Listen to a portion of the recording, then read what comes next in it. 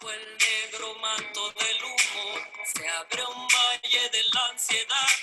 Ya se distingue bloque y concreto, la hierba santa en las cajas de FAB.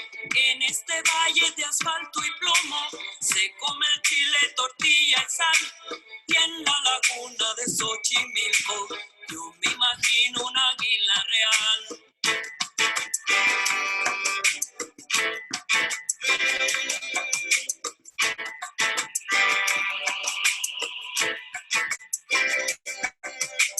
Por la salida de Zaragoza, por esas casas de muro gris, entre los patios, los tendederos, la ropa nueva de este país se va forjando con mano y obra, piedra con piedra la construcción de la provincia. Me trajo un sueño a la laguna, ciudad del sol.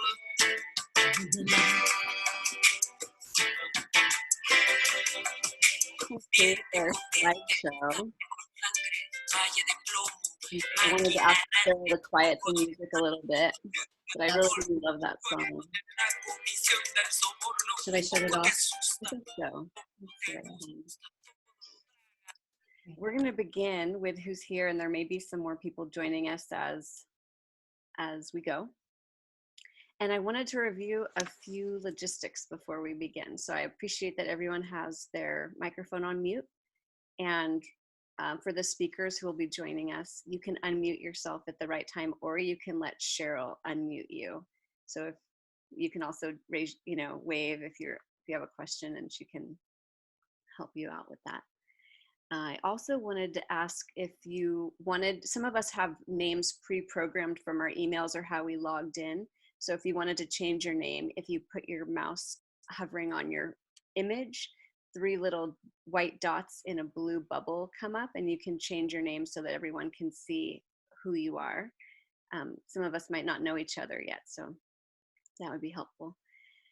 And I think that might be it for now. Oh, if you have a way to make the light, like for Kamala, for example, if you had a way to make more light on your face, then we could see you more easily, but it's fine if that's hard to do in the moment. Okay, looks good. Well, I wanted to start by just taking a deep breath together, so we can all at the same time just inhale and then let it out. I have an update for everyone on Jill. Deborah is not able to join us today because she is with Jill at the hospital. Jill had an emergency last week and had to go through surgery, and was then in recovery in the ICU for a few days for a perforation in her abdomen. And she came out of the surgery and is healing well and will be coming home later today to her home in Laguna with Deborah. And she's had 2 caregivers taking shifts at a time to help be with her, so that someone was always with her at the hospital, while another caretaker was resting to be able to step in when needed. And Deborah's been checking in on her every day and will continue to during the recovery phase at home. And as you can all understand, she can't have visitors right now because of the virus going around. But I wanted to take time while we're all here together, since we all know Jill and love her. I thought it would be so nice if we could take a minute to just gather our collective love for her and think about her healing for the highest possible recovery outcome, and filling our hearts with joy, and then sending it to her in the way that we can energetically right now. And so I'm going to take a few minutes to just guide us on that. If you want, you can close your eyes, or you can keep them open. And if this feels funny, you can just smile. But I want to picture Jill right now in her joyful self, talking about Pinocchio and Mary Poppins, and singing "How Much Is That Doggy in the Window," and the things that make her filled with love and joy, and knowing that her body is recovering in full health at God's speed, and that the people who are caring for her have all that they need and are provided with all that they need so that they can give Jill their utmost best love and attention. And I want to take all of that and send it to her through our hearts together and know that it is for the highest good of all. May you be well, Jill. And I know that she would appreciate a check-in from those who care about her through Deborah or through the caregivers, through phone or even a letter or an email to Deborah. And if you need her contact information, I can certainly help after this meeting. We can exchange through email or phone.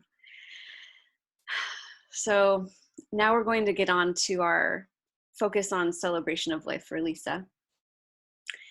We were planning, as you know, on gathering together in person at Big Oak Canyon, which is a place that Lisa fell in love with and helped to protect over the many years that she's been here in Orange County. And Big Oak Canyon is a wilderness preserve that is cared for and owned by Earth Roots Field School, which is an organization that brings nature connection to children and families. And she was the founding board president of that organization, which I run. And so it's through that connection that she and I have grown to be close friends. And that property out in Silverado Canyon, which I hope one day you'll all get a chance to see if you haven't already, is just a source of peace and natural beauty with fresh flowing water from a spring and also a creek, and with a farm and 200-year-old oak trees, just so much beauty. So that's a legacy that Lisa's work during this lifetime will carry on forever. So I wanted to presence that for everyone as a gift that she's left for the world, really. And so then, because of everything that's coming together with the virus, this is just the best way that we could be together at the same time. So I thank you for being flexible. And, you know, we're all expanding our consciousness right now, having a memorial online, which I think Lisa would get a chuckle out of. So I wanted to invite Meg at this time, another dear friend of Lisa's who lived with her in the Laguna house for some time. And I'll unmute your microphone, Meg. And everyone, if you just, for another logistics before we begin with Meg, if you want to go to speaker view, which is a button in the upper right-hand corner of your screen, it'll make the speaker who's going to be presenting fill the screen. Or if you want to look at everyone at the same time or more people at the same time, you can use gallery view. But I recommend speaker view so that you can focus on who's going to be presenting. And with that, I'd like to welcome Meg.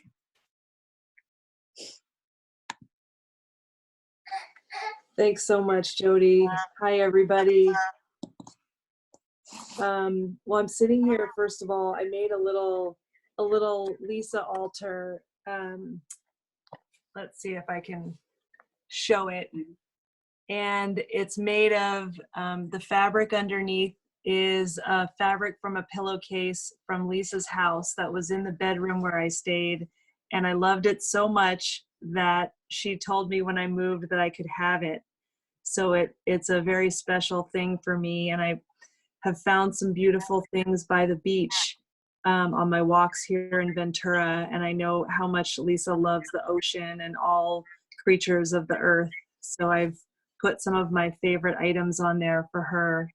And then I have some flowers here from my yard and some not from my yard in a glass that resembles glasses that Lisa had at her house. She always had so many beautiful things, and she gave me twins of her glasses, a pair of them, when I moved out for my new home. So if I could figure out how to get the iPad on that and not on my face right now, I would, but so be it.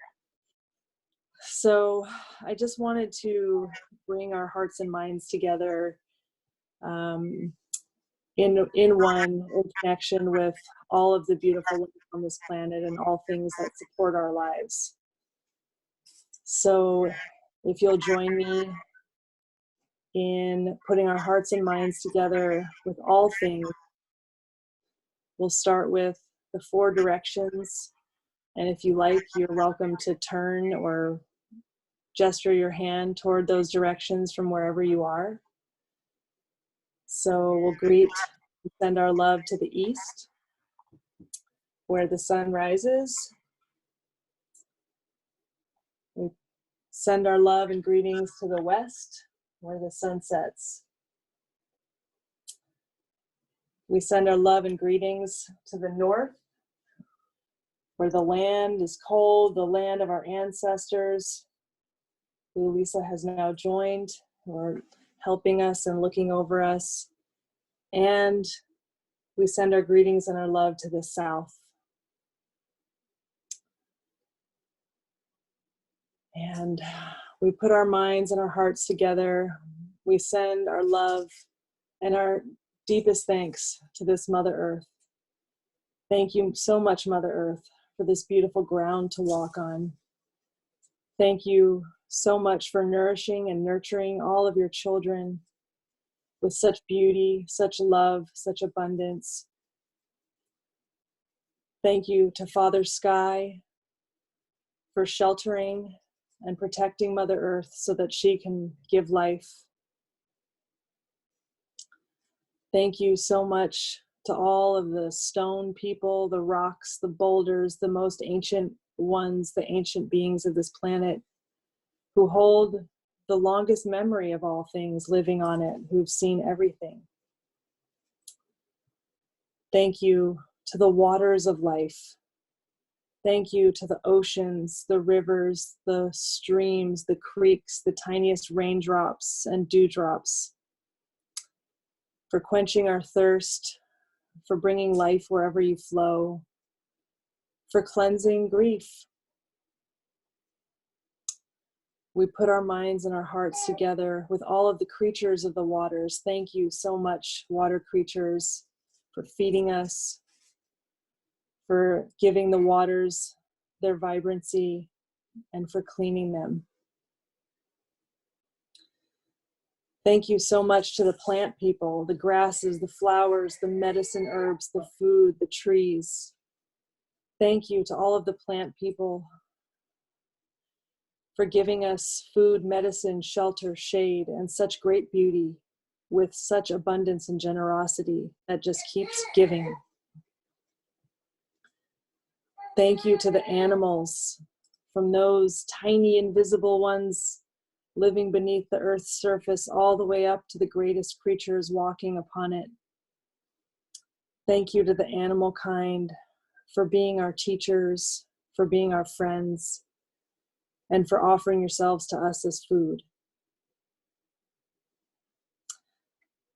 We put our minds and our hearts together to give our thanks to our ancestors, those who've come before us, who've put so much love and used the work and energy of their bodies to make a world that they thought would be better, to bring us into it.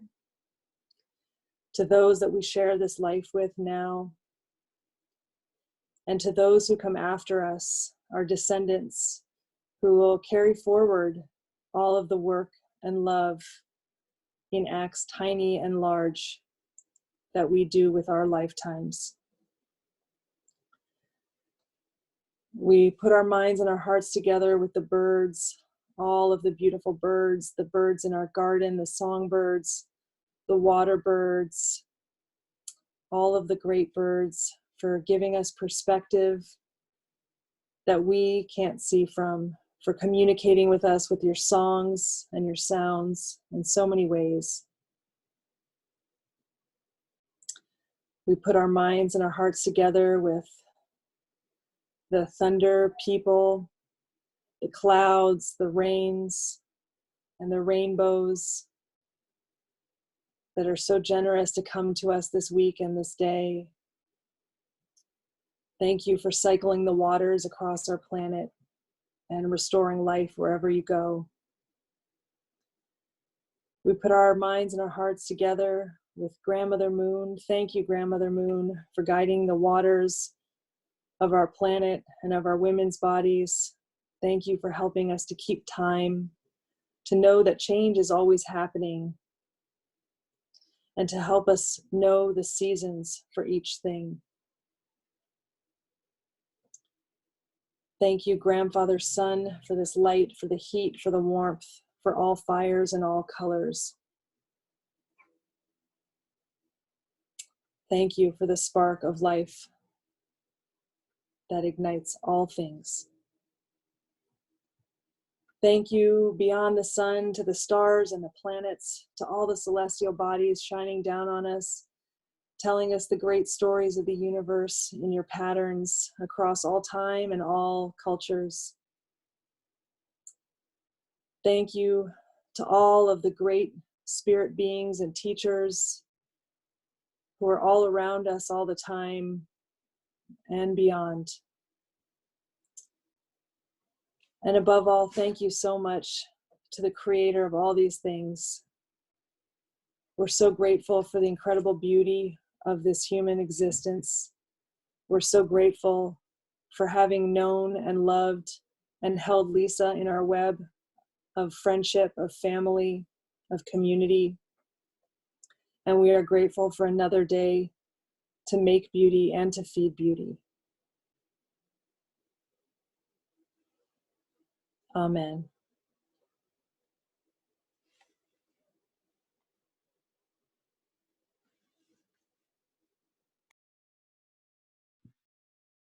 Thank you, Meg. Now Cheryl and Soji will be presenting a song for us. Before you begin your song, I just wanted to ask everyone if you have another program running on your computer, if you could close it so that the signal comes across more clear for everyone. Okay, thank you. So, hello everyone. Hello. So there's nothing like music to help connect us all. And we know how much Lisa loved music. She was known for her dancing, but she was also known for her singing. And the song that we'll sing now is a song that Lisa has sung with us, and we actually sang to her and some of her final days.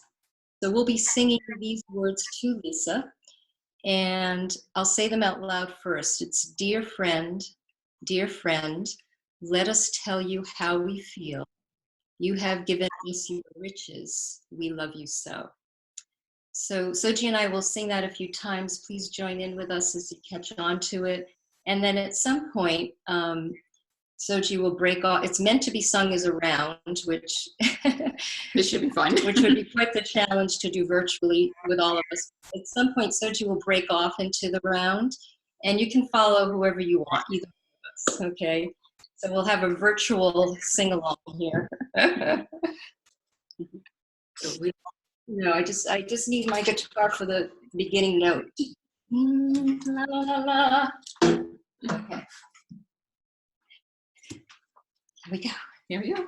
Dear friend, let us tell you how we feel. You have given us your riches. We love you so. Join us now. Dear friend, let us tell you how we feel. You have given us your riches. We love you so. Dear friend, let us tell you how we feel. you have given us your riches. We love you so. Dear friend, let us tell you how Now she's embarrassed. you have given us your riches. You have given us your riches. Dear friend, let us tell you how we feel. You have given us your riches. You have given us your riches. We love you so. We love you so.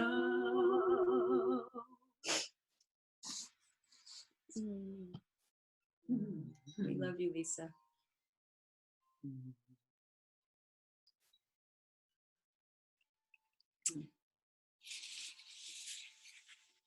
So we have a few friends and family members that have offered to speak to us today about Lisa, their reflections, their thoughts, their experiences and memories.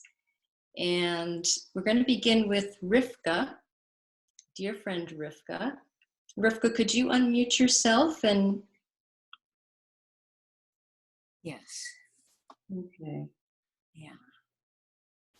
Now, Jody, is there a reason that that Rivka's not on the big screen? When she starts speaking, she will be, I think. Okay, I'll test it out right now.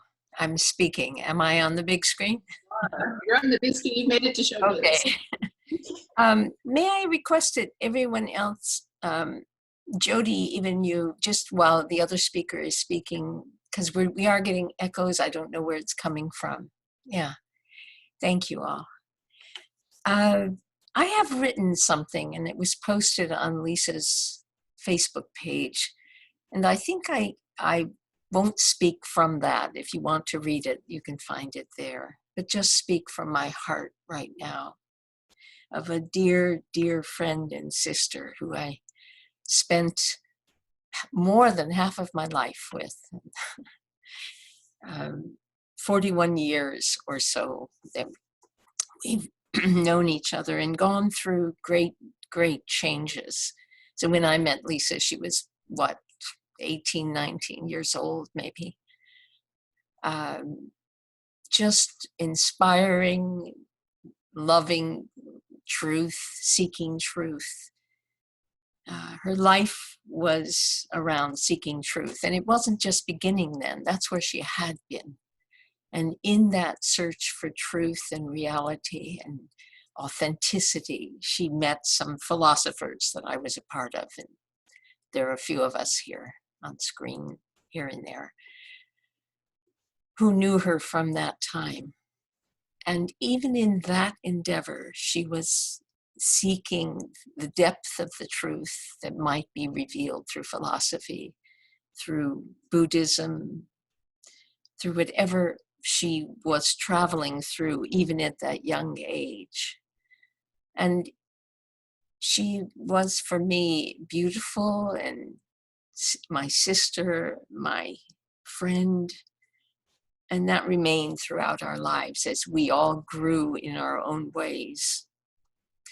I watched her through many changes, through a time when she dipped very low into feeling very lost and alone, very sad, and then watched her gradually step out of that, even as if she were climbing a mountain. Step out of that and come more and more and more into love and into being, into the present moment and into her natural joy. And perhaps all of us have experienced something of Lisa, but her spirit that continually grew, continually sought, continually loved. And that was, for me, the deepest thing about Lisa, and what she taught me was how to love. I felt I was very closed off in many ways, and she knew love. She knew it in the very core of her. So I watched her go from knowing that love to being able to bring that love forth in her everyday moments, in her life, in the simple things of life. It was wonderful to witness that and to grow alongside that with her. I felt, you all know how she got involved in different endeavors of helping the world around, environment, children, her sister. The dedication and commitment that she had throughout her life were extraordinary. I think we've all been touched deeply by her presence. And I want to say what an honor it was to be with some of her deep and close friends, Jody and Cheryl and Soji, as we went through this extraordinary period of time as Lisa was transitioning from this world. And I'm bringing it in not so much to be of sadness, but to be a great model for the rest of us of how graceful and how open and how curious she was, even in transitioning from this life, even as she became less and less able to communicate through her body and to move it. Her spirit was exploring, playing around. I felt very graced by her as I got to what it felt like accompanying her on some journeys of exploration just the week before she died. Several days in a row, she took me on a journey with her, higher and higher. I think it was one day it felt like we were running up the mountains of Peru, something very, very high, but always she went further than I could. There would be a doorway up ahead in the kind of inner vision state I had, and she would be able to go through it, whereas I could not.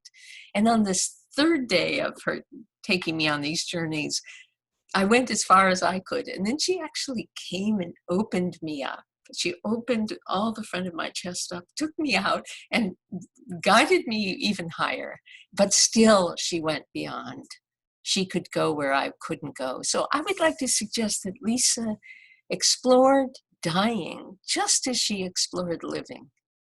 And, you know, she took her friends as far as they were able to go. Maybe some of you went beyond where I could go, but it was just an honor to be with her during that time. Our dear, dear sister. And now that she has transitioned from this world, I can feel her up there exploring, organizing, teaching. I think she's guiding those that are up there as to how to receive us. And I think she's watching over us all right now and bringing us a message of love and not to worry. It's going to be beautiful. It is beautiful up there. She's right here with us. And I just want to honor you, Lisa. I love your presence then and now. And I'm still learning from you about how to love. And thank you. Thank you. Yeah. Thank you, Rivka. So our friend Warren, I believe, is here.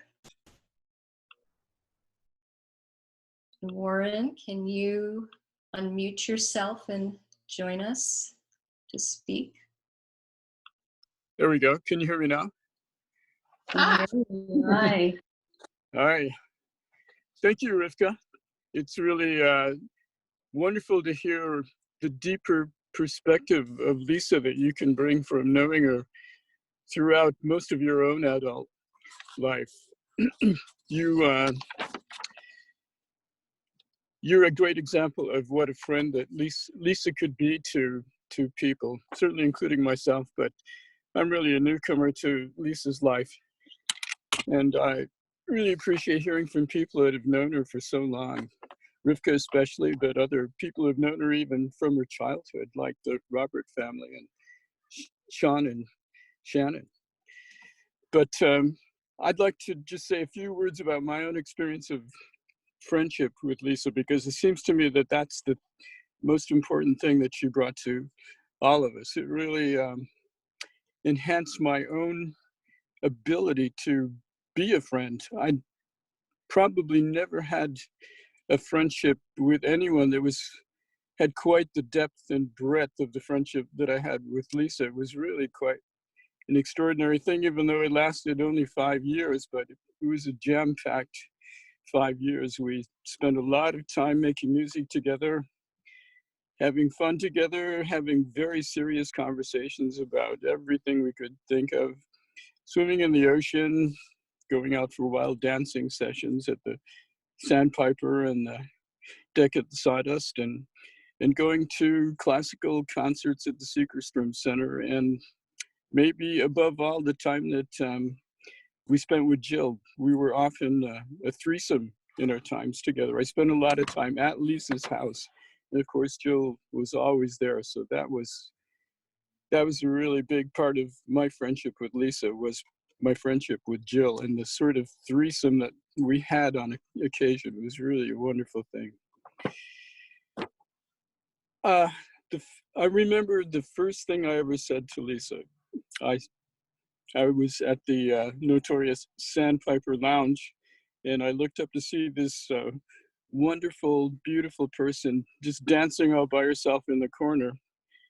And I just couldn't help myself. I just walked over and danced nearby.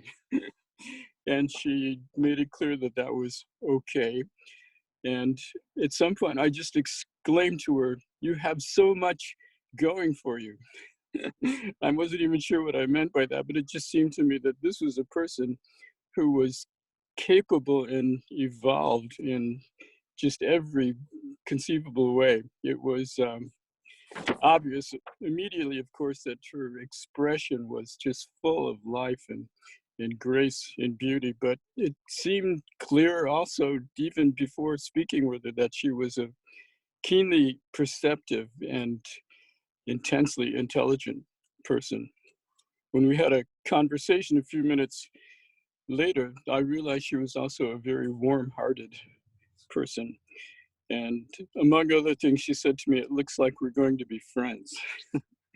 And that's how it went. That proved to be true. We managed to hold a friendship together without any break at all for all the 5 years up to her passing. And it was quite an eventful and wonderful time. It was a challenging time, really, because Lisa's very presence to me set an example of what a human being could be when that person was really open to love, as Rivka pointed out, and to true friendship. And I had to sometimes just kind of rise to the occasion and become a bigger, better person than I might otherwise be, just to be able to be with her, because anything that I would do that was a little bit off just became immediately apparent to me without her saying a word, just by the reflection from her own example. So it was a challenging friendship, but the most rewarding friendship I've ever had. I want to mention that one of the most rewarding times we would have would be when she would invite me over to sort of back her up or participate with her in her own caregiving sessions with Jill, because it was great fun and full of music. We would we'd have a little game where we would try to teach Jill how to play harmonica along with us. And we would sing all Jill's favorite songs, Mimi and Doggy in the Window and Baseball and Yesterday. I'm sure you can think of some others too.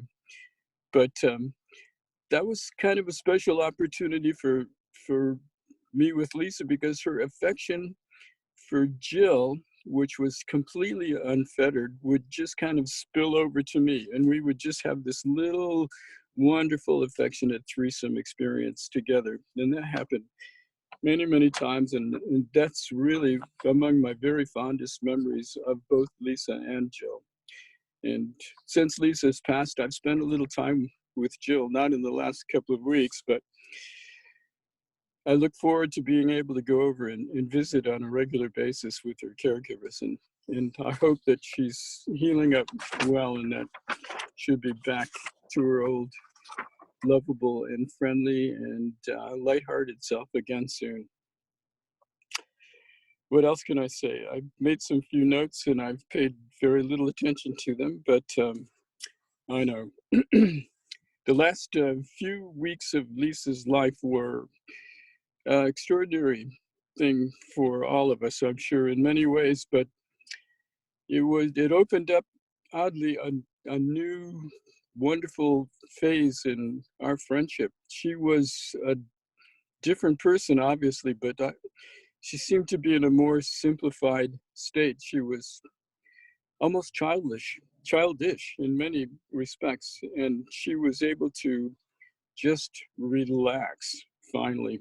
She was able to let go of all of her concerns about her back taxes, for example, and managing the care for Jill, which had been, as many of you will know, a considerable burden for her. And she was able to just relax with her friends and be affectionate with them.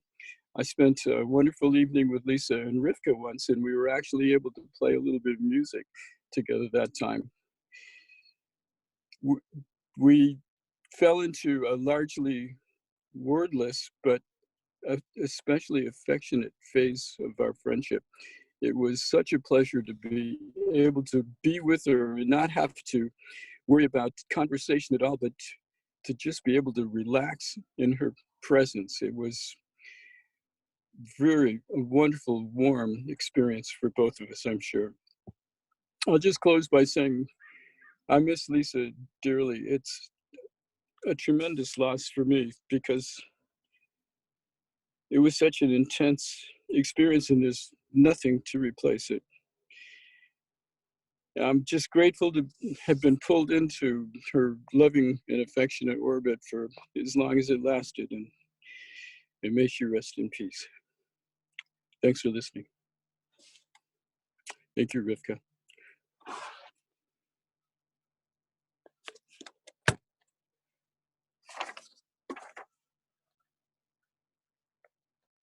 Okay, thank you, Warren.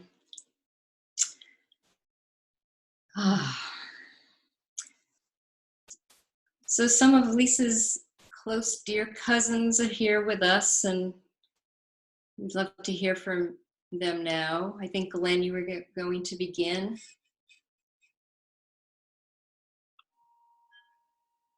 I just unmuted you, I think.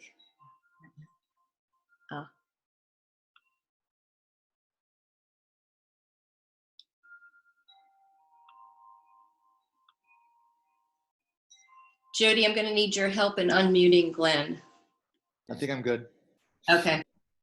It's hard to sum up someone's life in such a short, time.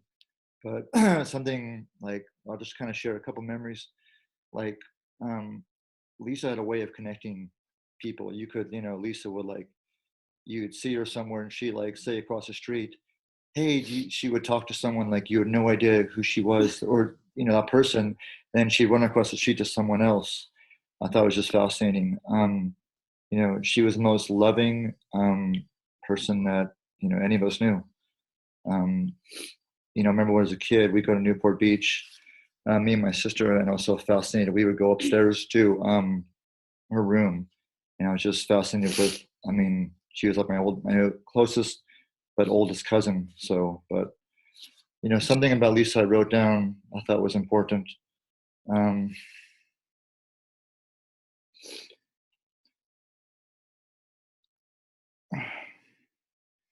Give me a second.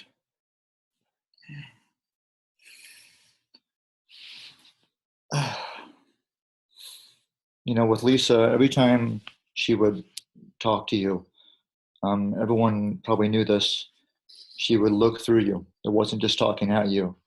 And it was something that, I can't talk. Oh. Honey, can you take over? Sorry. No. Okay. Ethan, you want to say something? A while ago, I visited her in Laguna, and she used to take me down to the ocean, and she would always enforce me to eat. She would make me eat the grossest stuff, in my opinion. She would put spinach and cucumbers and blend it up, and she just wanted me to always stay healthy. She would take me down to the ocean, and we would just swim even though it was super cold. And she just always loved to be in nature. And I just spent some really good times with her, and it's hard seeing everyone like this. I hope she rests easily. Randy, you want to say hi? I'm Glenn's wife. I've known Lisa for a long time. We just love her and miss her, and You know, she loved life and savored every moment of life. And we went to visit her a few years ago, and we were in her living room, and she said, just do what you want to do, you know, play the piano, do yoga. We had like a jam session where we all just, you know, had fun and went to the ocean and her favorite beach. And Ryan, our little one, had lost a flip-flop in the ocean. And she goes, I'll go and get it. So she took off everything almost, jumped into the ocean, swam out as far as she could, and got that flip-flop. She was just like one with nature. We were all amazed. So, I mean, we're all just missing her, and we loved her, and she's left a great legacy to live up to. Glenn? Okay. Okay. I'm okay. You want to say goodbye? Yeah, Or I your just, mom? you know, it's hard for everyone to, you know, be like this, but we love and miss her. You know, I think about her every day. You know, every day I walk downstairs, there's a picture of her, and I look and think about her every single day. You know, something she did for me that I won't forget when I was starting my snowboard shop, you know, 2017. You know, I needed money, and she, you know, she said, "Don't pay her back for it," and it's something I'll never forget. But she always wanted me to do the right thing, no matter what it was. But I'll share something funny. So we went to go to her house. When did we go visit her? Like a couple of years ago. And I don't eat very good. I eat probably the worst food ever. And so I looked in her fridge and I said, do you have any food? She goes, we got plenty of food. I'm like, you know, like real food. Like, I mean, like, you know, so, you know, I love visiting her, but I didn't eat a lot at her house. So, but no, we miss her. I love her. I still think about her every day. It's just hard, you know, for many of us, but she touched a lot of people. I mean, that was obvious. And that it's amazing how many people she touched.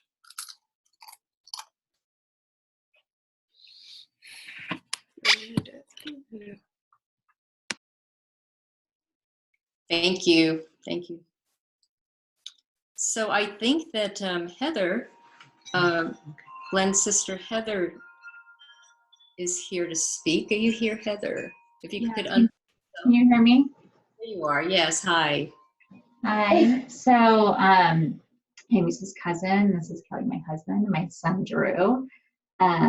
I did not trust myself to just speak from the heart, so I wrote something. So you can see me read some things.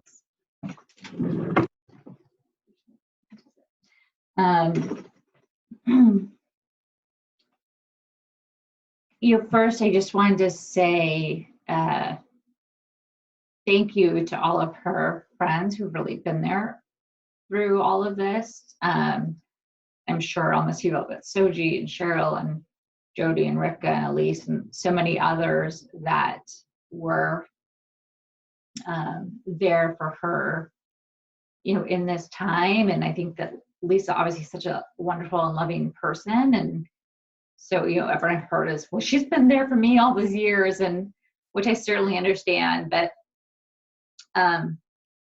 you know, she's really fortunate to have so many people be there for her. And I think, you know, our family felt so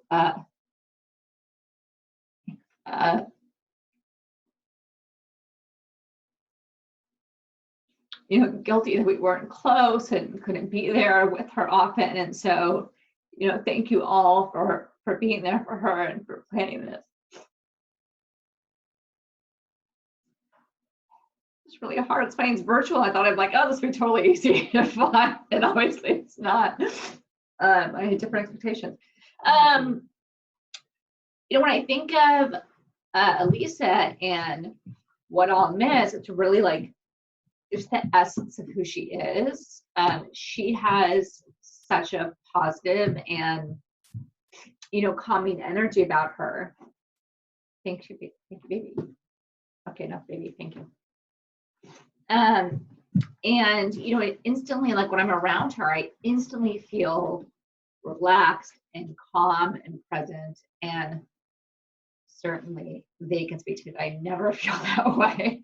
It's really just with her. And it just kind of makes me want to do the same every time I'm with her. I'm like, God, why can't I just be like Lisa? She just has that way about her.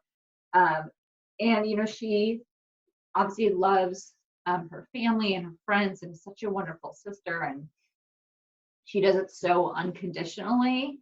She had a true acceptance and curiosity with people and a high level of just patience with others. Like if she disagreed with somebody or didn't like a situation, she would always stop and reflect and say, like, why is that? And why is it not okay that I'm disagreeing? Or who should I, just a nice curiosity. And really every time I was with her, I would always leave with like two things in my mind. One, how can I be more like her? And two, like, how can I have her in my life more? Because, I think we get busy and you got kids and you don't make those calls and you don't do those visits.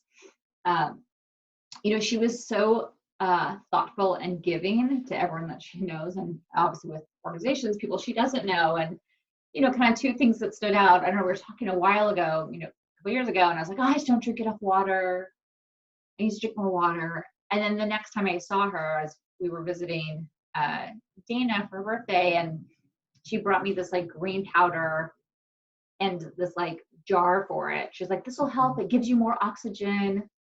And, it's like she brought that over, remembered to do it. Like, just it's really thoughtful. And then, she knew we bought this house and she was like, I want to get you a present. Like, what would be good for you? I'm like, oh, we're fine. People usually like rush out and they like rush to Bed Bath and Beyond and get something random. And she was like, no, I want to get you something that would be great. She visited us and she looked around. She's like, I don't know if you guys have a vase.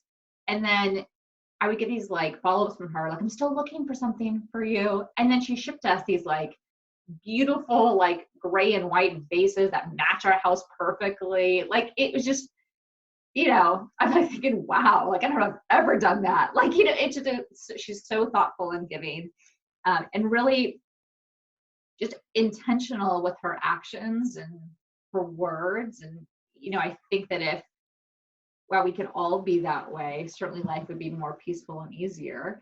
We could all be more intentional with our actions and our words. I'm okay, Drew, thank you. And, when people pass, you hope that you don't have any regrets. And unfortunately I do. And so I'm battling a little bit with that.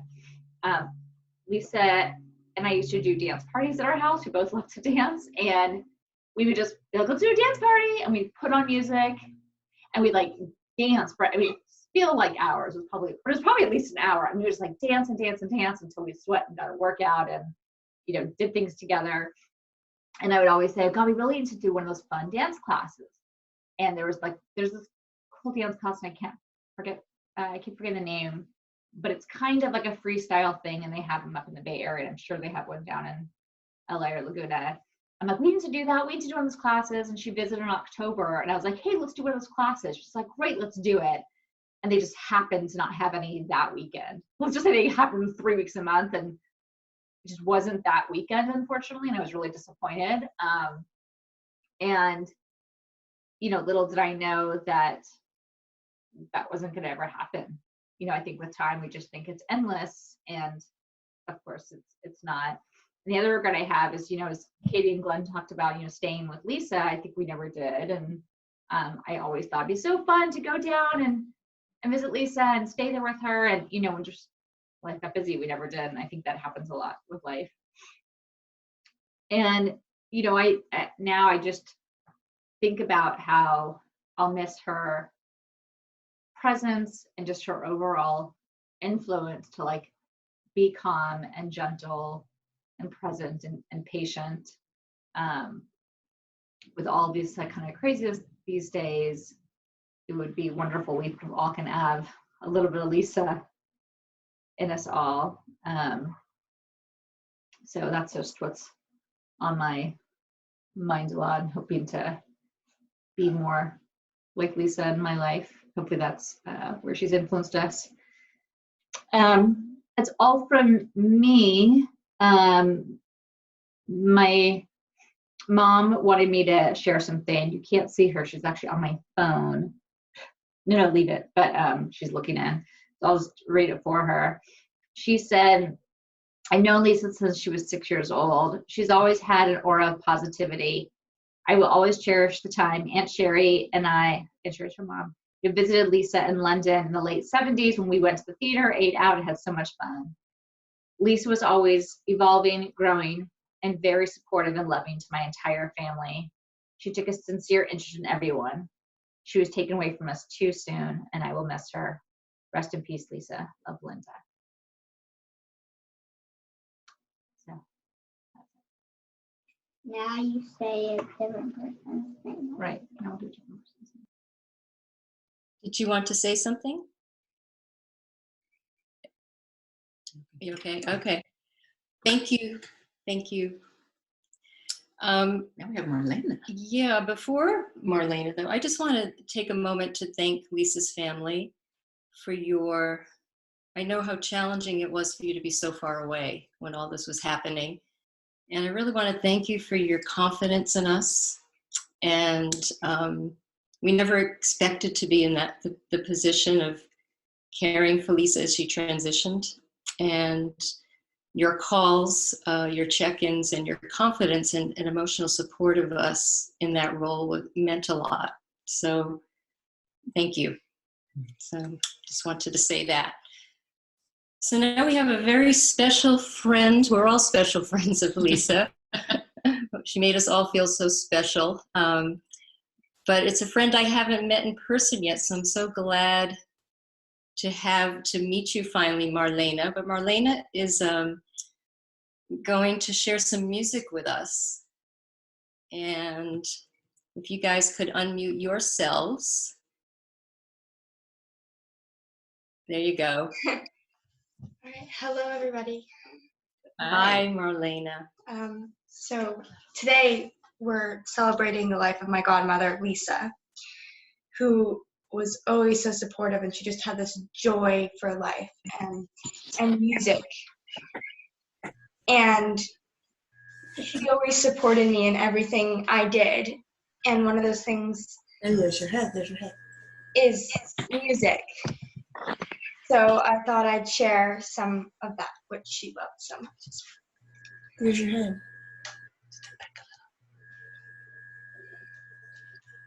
Hopefully you guys can hear all right. Marlena, before you begin, could everyone else please make sure that you're on mute? We do hear a little bit of background noise. So if everyone could just double check that they're muted, and then We're muted. That picture looks familiar. We're muted, look. We're muted. Lisa, Robert, you're not muted. If you could, please. Once again, try. Thank you.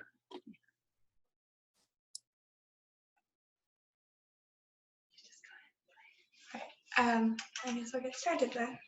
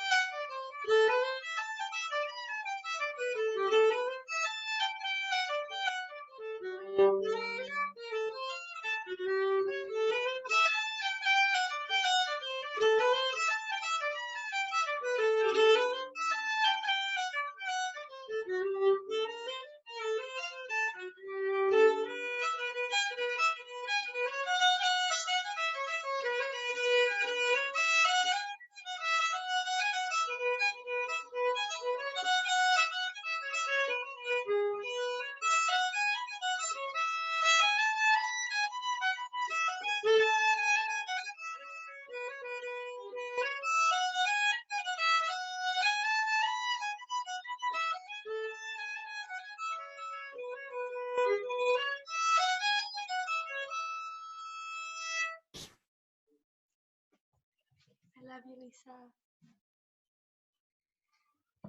Thank you, Marlena. That was beautiful. Wonderful. Thank you.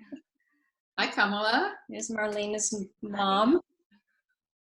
Hello, everybody.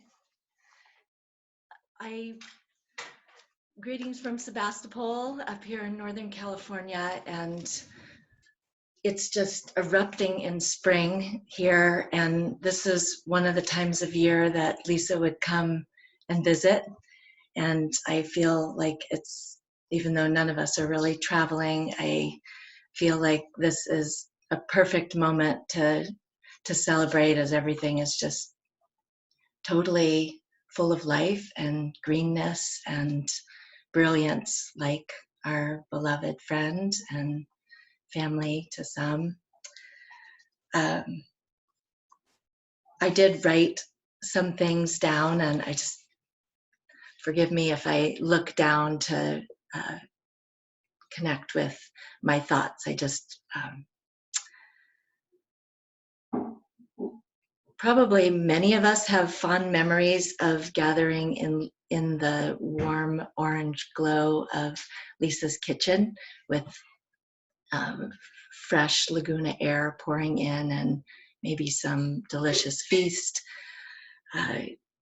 in the works and music in the background, and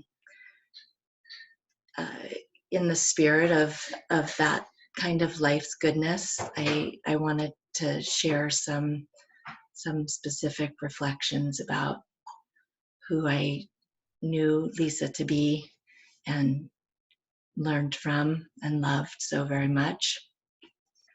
We have been friends for about 20 years, and my understanding of what committed friendship and family really means grew immensely out of my loving connection with Lisa.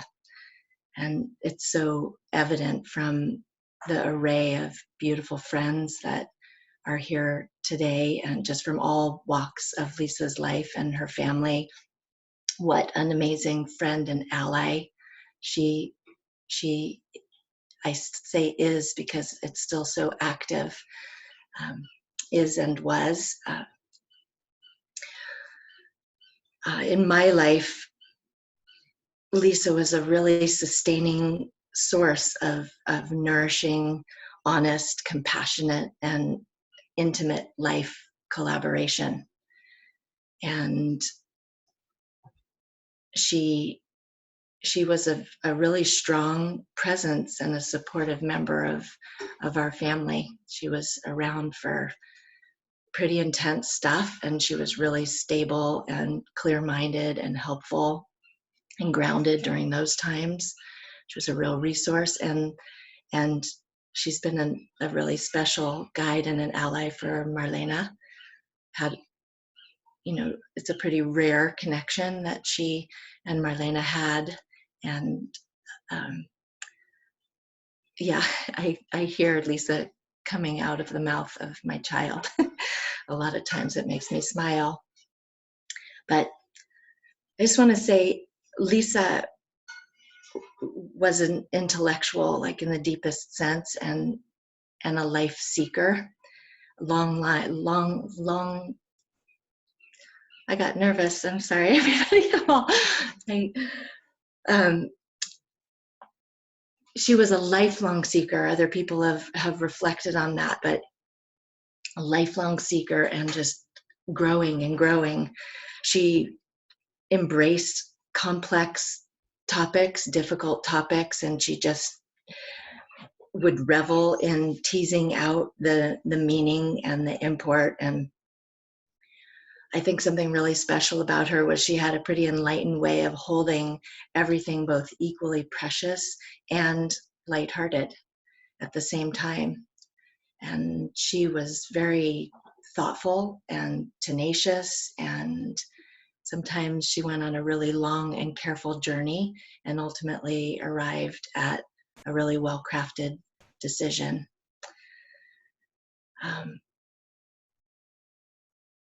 When we found out that Lisa had brain cancer and she was in the hospital, that was a pretty shocking moment. She had actually just been up visiting, not just several weeks before. She was up here a week and stayed, and she was up here to do this a panchakarma, a beautiful week of self-care.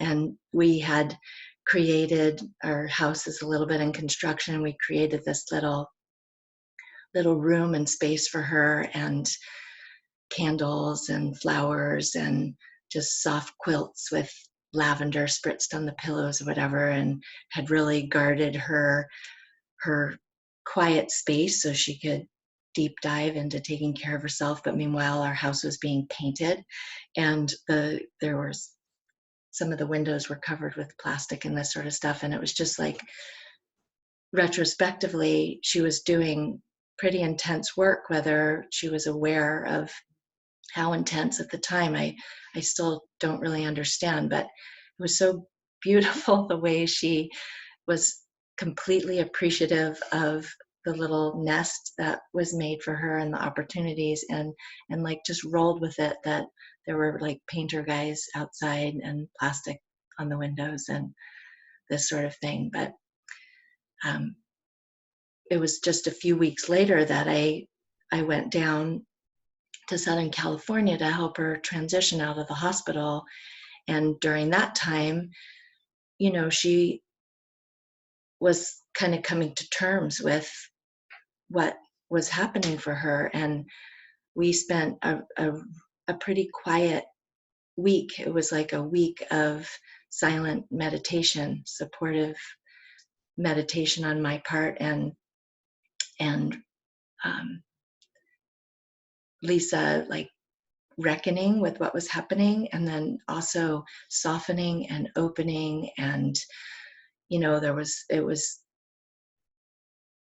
a lot of conflicting things happening, but in that week you could see her just unfurling and embracing the opportunities of that moment. And I went away back up to Northern California, and I made a few more visits down during the last few weeks of a month, I guess, month and a half of her life. And each time I would journey down, I was so struck by the amount of opening and enlightenment that had happened in the time period while I was gone, and the web of love and friendship that surrounded her and that we surrounded her with was clearly like feeding her, but she was feeding us in that process. And I deeply, deeply miss Lisa. And I also have a lot of joy in the experience of the last part of Lisa's life. I learned so tremendously about what's possible in transition, and how much life is in transition. Lisa really stands out as a human being of deep, deep, deep true ethics, and somebody who dedicated herself to walking upright and lightly on this planet. And there's things about her that I've long admired, just the simplicity of her approach to material possessions, like quality, meaning, spaciousness. And other people have reflected on her living room, but it was fun to spend time in her living room with just like a rug and some cushions, a piano, and a fireplace. And it was just open space that was ready for expression and exploration and connection and love. And there was a lot of that we shared together. And I know I heard so many stories from her and from friends about epic kind of evening dance parties and yoga parties and feasts and Jill time songs. And other things about Lisa is she had a really gentle manner and a gentle touch, but she had a really strong inner fire that she brought very generously to bear on all kinds of issues, political, environmental justice. And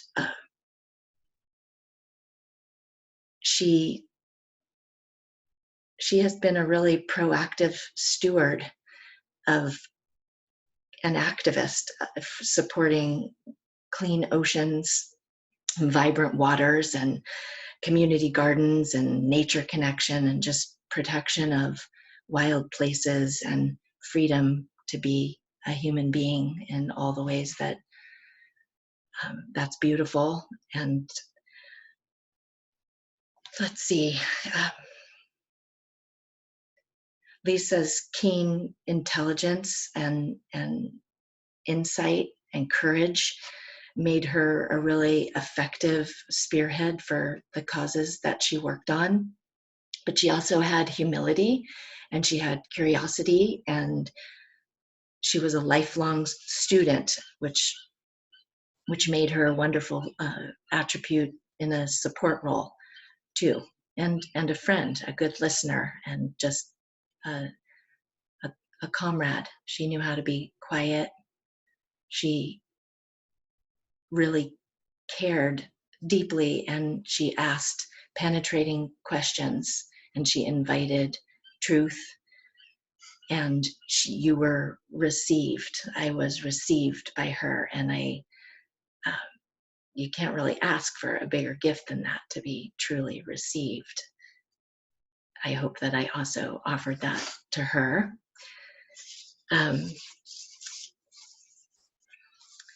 We made many delicious meals together, and smiled around the table in recognition of the goodness of it all, the intention, the connection, and the shared art form of the truly healthy, yummy meal. She really inspired with her commitment to natural healing. She would do these early morning dives in the cold ocean water. She had a long practice of Iyengar yoga, and she did regular solo sleep outs under the stars in wild places to restore herself and get solace if she needed it, and get clarity. She was super devoted to local, organic, conscious food, to being hydrated as a human, to medicinal herbs. And this was a pretty dynamic edge of discovery for her, and certainly a pretty fertile overlap for our family and her, and for lots of friends. She brought incredible energy in this way to her sister Jill, and Jill's vibrance is pretty amazing.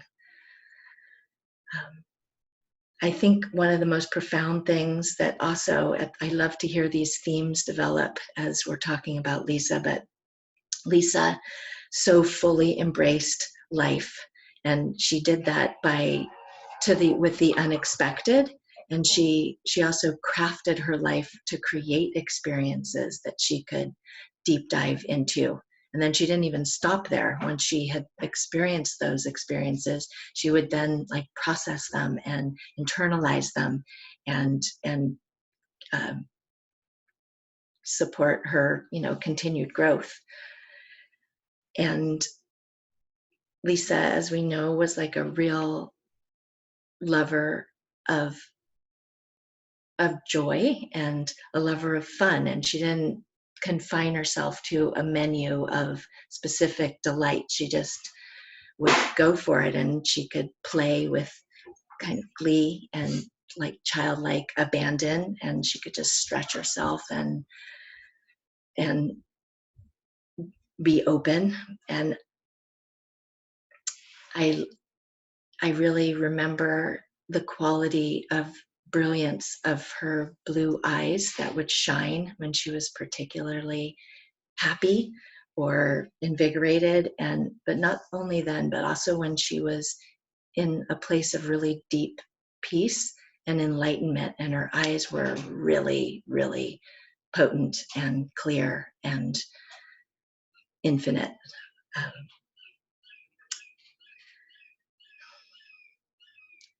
I guess, Lisa was certainly known for her dancing and for her love of music, both making music, receiving music, and sharing music. And she just really knew how to celebrate unhindered. She would just turn on the taps and groove. And I think Lisa was a true Renaissance woman. She was authentic, and she was a bright light and an open heart.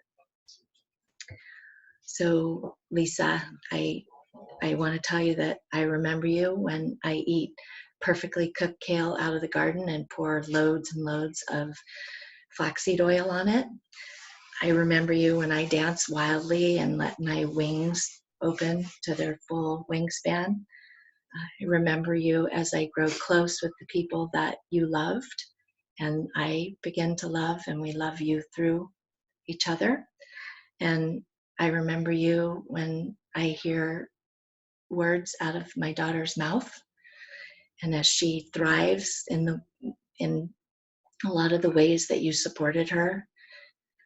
And I remember you when we hike way out into the wilderness and dive into cold water, when I don't stand on the edge, thinking that I want to do it, but hesitate, and then the moment's passed. I think of you when I dive in and I let myself have like the experience, and then the aftermath of just like being fully alive.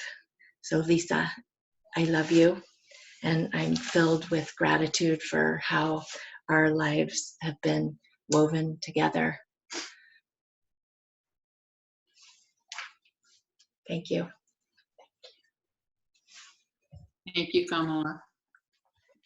I wasn't certain that I was going to speak today, but as I'm listening, I'm aware that there's so many of you that don't have the intimacy story that some of us do, because we were there step by step. And so I'm going to take you through just a few minutes of what we actually experienced together. And on November 16th, which was a Saturday, we got a call from Jody, and Jody said, Lisa just didn't seem herself. Would you mind go take a look? And so Cheryl went over, and she found Lisa on the couch and in that beautiful room, and this, just sitting in the sun. And then she shared with Cheryl that she hadn't eaten in a number of days, and that maybe she just had the flu. She'd be better soon. But as Cheryl spoke with her, it became very clear that she wasn't cognitively herself. And she asked me to come over and kind of confirm that perception. And so I did. And in talking to her, we just said, Lisa, you're not yourself. I think we need to take you to the emergency room. And she's going, no emergency room. I said, no, you're not yourself. And she said, I'm not myself. I said, no. So we took her to Mission Hospital in Laguna Beach. And there it was discovered after quite a few hours that she had a mass in her brain, and they were going to transport her to a trauma center, a much larger hospital, to take care of her, where they could do a more significant MRI and find out the depth of what was going on. And she just looked at us and said, I'm going to fight this. I said, okay, we don't even know what we're fighting yet, but we're going to go fight this. The next day, Sunday, after escorting her to the hospital and following the ambulance through the road, the sirens going, and we got to follow right behind. It was kind of, really energetic. And once we got there, the next day, the neurosurgeon came in, and he just looked at us and he said, I'm just so sorry. He said, it's a brain tumor. It's really bad. And I'm sorry. And the best that we're going to be able to do is go in and do surgery to take off some of the pressure on her brain, so that maybe she could get some of her own ability to think clearly again, because it was in the part of her brain that's in charge of executive thinking. So she couldn't problem solve, she couldn't think, she couldn't discuss ideas. And so we were hopeful with this surgery that she might be able to have a little more time to share with us what it was that she wanted.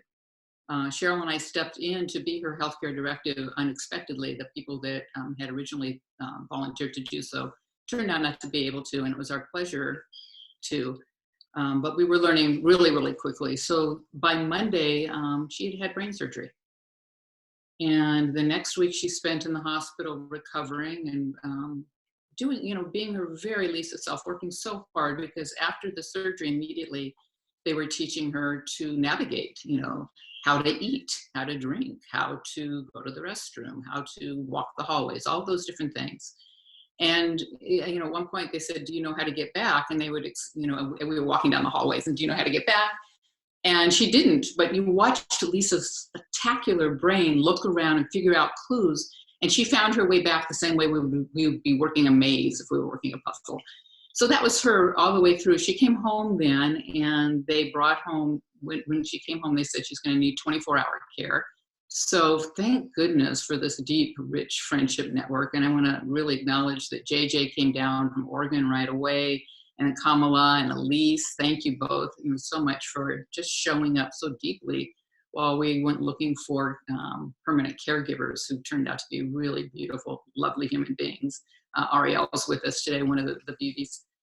And in that next little while, she tried her best. We had an occupational therapist and a speech therapist and a physical therapist, and people reminding her how to, find her way around in her own house. And always you would see Lisa figuring it out, helping, doing the very, very best she could. And then as she lost more and more ability to participate, she still would, if we had to, stand her up, she'd put her arm around us just to try to help, and then pat our back at the same time that we were trying to put on her pajama top or whatever. But just, a beauty all the way through.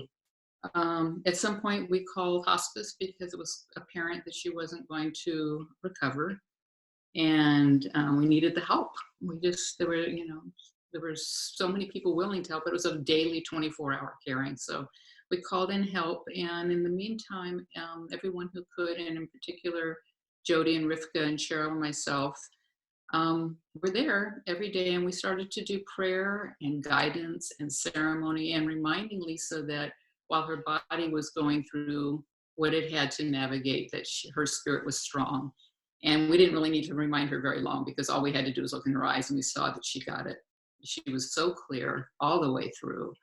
The grace, the equanimity, the sweetness. We'll never know how much of her brain was thinking and doing and processing the kinds of ways in which she would, or if there was a grace in the part of her brain just not being able to do that. Either way, she was in such tremendous ease. And the relief of that and the ability to look into her eyes and see her peace was so helpful for us all. And so we would do ceremony and sing songs and just celebrate her with her every day, until the very end. And when the end time came, we put her, because I know a lot of you didn't get to see this, but we had ordered Jody had found a fair trade company of women who made willow basket caskets. And it was so perfect, just this organic basket casket to have Lisa rest in. And people went and got seaweed at the ocean and brought flowers, and we just adorned the whole space with all of nature weaving in and out of this basket casket. And as people came by, we kept her body there for a couple of days. And as people came by, they added flowers and poems, and it was just really quite a tribute. And along the way of all of that, I want to acknowledge Alan as well, because not only did he do acupuncture for Lisa while she was going through this incredible journey, but he took care of the caregivers. Thank you, Alan, for that, and would take care of us as well with supplements and giving us acupuncture. So in the end, on her last day, we sang and we celebrated, and then she took her last breath, and we all gathered and took care of her and adorned her and washed her body and anointed her and dressed her. And the remarkable thing that I'll leave you with, well, a couple of things, but Lisa's gorgeous blue eyes, were wide open when she died. And so doing the thing that's traditionally taught, I went and tried to close them and they would pop open again. We did this 3 or 4 times. They stayed open. Lisa wanted to watch everything to the very last minute. And so those gorgeous eyes gazed at us to the very end. And when finally the people came to take her body away, the girlfriends that were there, we closed the casket basket and we carried her out singing songs and watched and waved goodbye as she went down the road. And now we're here today together. So what Lisa said, I want to share with you. She said very early on when she could still speak, she said, I want you to know I've had a long and beautiful life. And so it is. Thank you, Sochi. Let's all take a nice breath together before our next speaker. Just feel what's in our bodies and our hearts, and feel our feet connecting to the ground. Just feeling our love for Lisa and our connection with each other.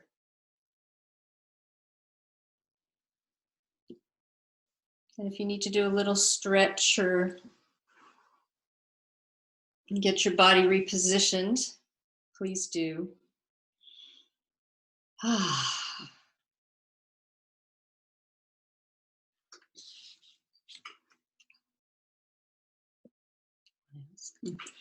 So, Tom, I noticed that you're here, Tom Osborne. I was going to read what you had written for Lisa, but I was wondering, would you like me to do that, or would you like to speak yourself?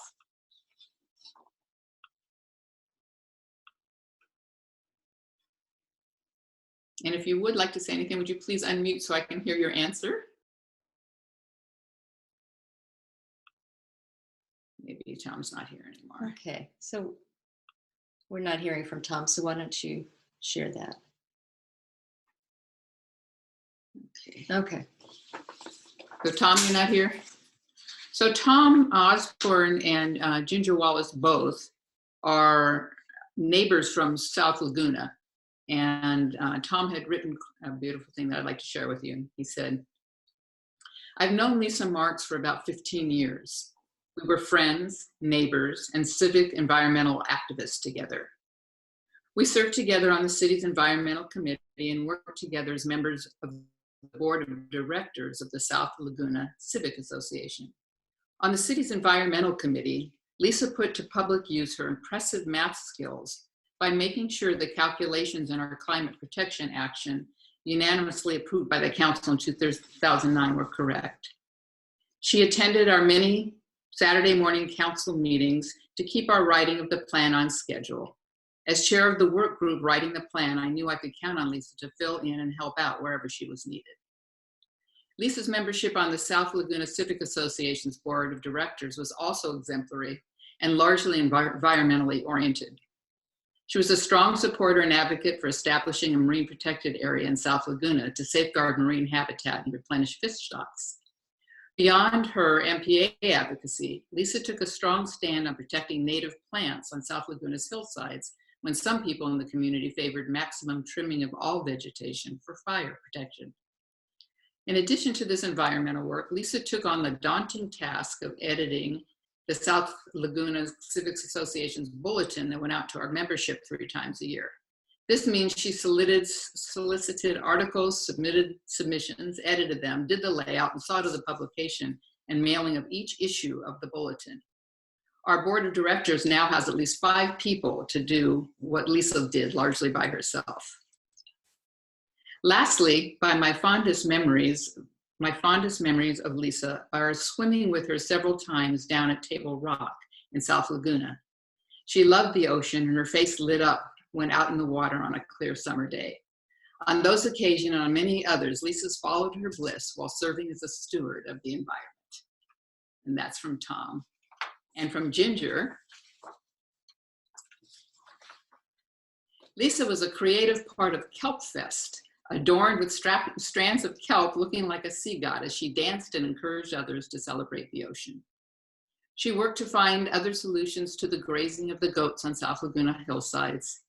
And when we look at Aliso Peak, now blooming with white flowers, we're reminded of how Lisa worked with the South Coast Water District to avoid placing a wide access road that would have scarred the peak. She helped convince officials that a footpath was all that was necessary to bury the utility lines.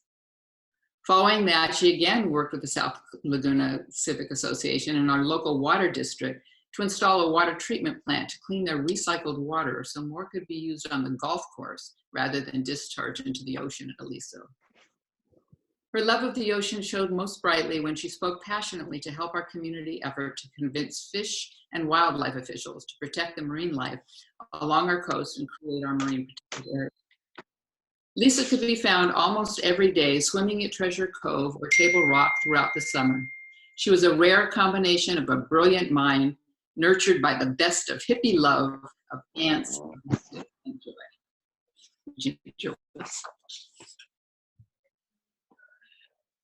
Well, thank you, Tom and Ginger, for sending those words to us. It really gives us a wonderful feel of Lisa's involvement in her community and her neighborhood. You were all truly her friends. So we have one more speaker, and I'd like to call Alan to the screen. Hi, everybody. Thumbs up, everyone can hear me? Well, I have only known Lisa a relatively short time. I think it's only been about 22, 25 years, just about half of my life. And she was introduced to me through healing friends and patients and so forth. So I knew Lisa as she came in through not just my hippie friend, but my hippie healer friend.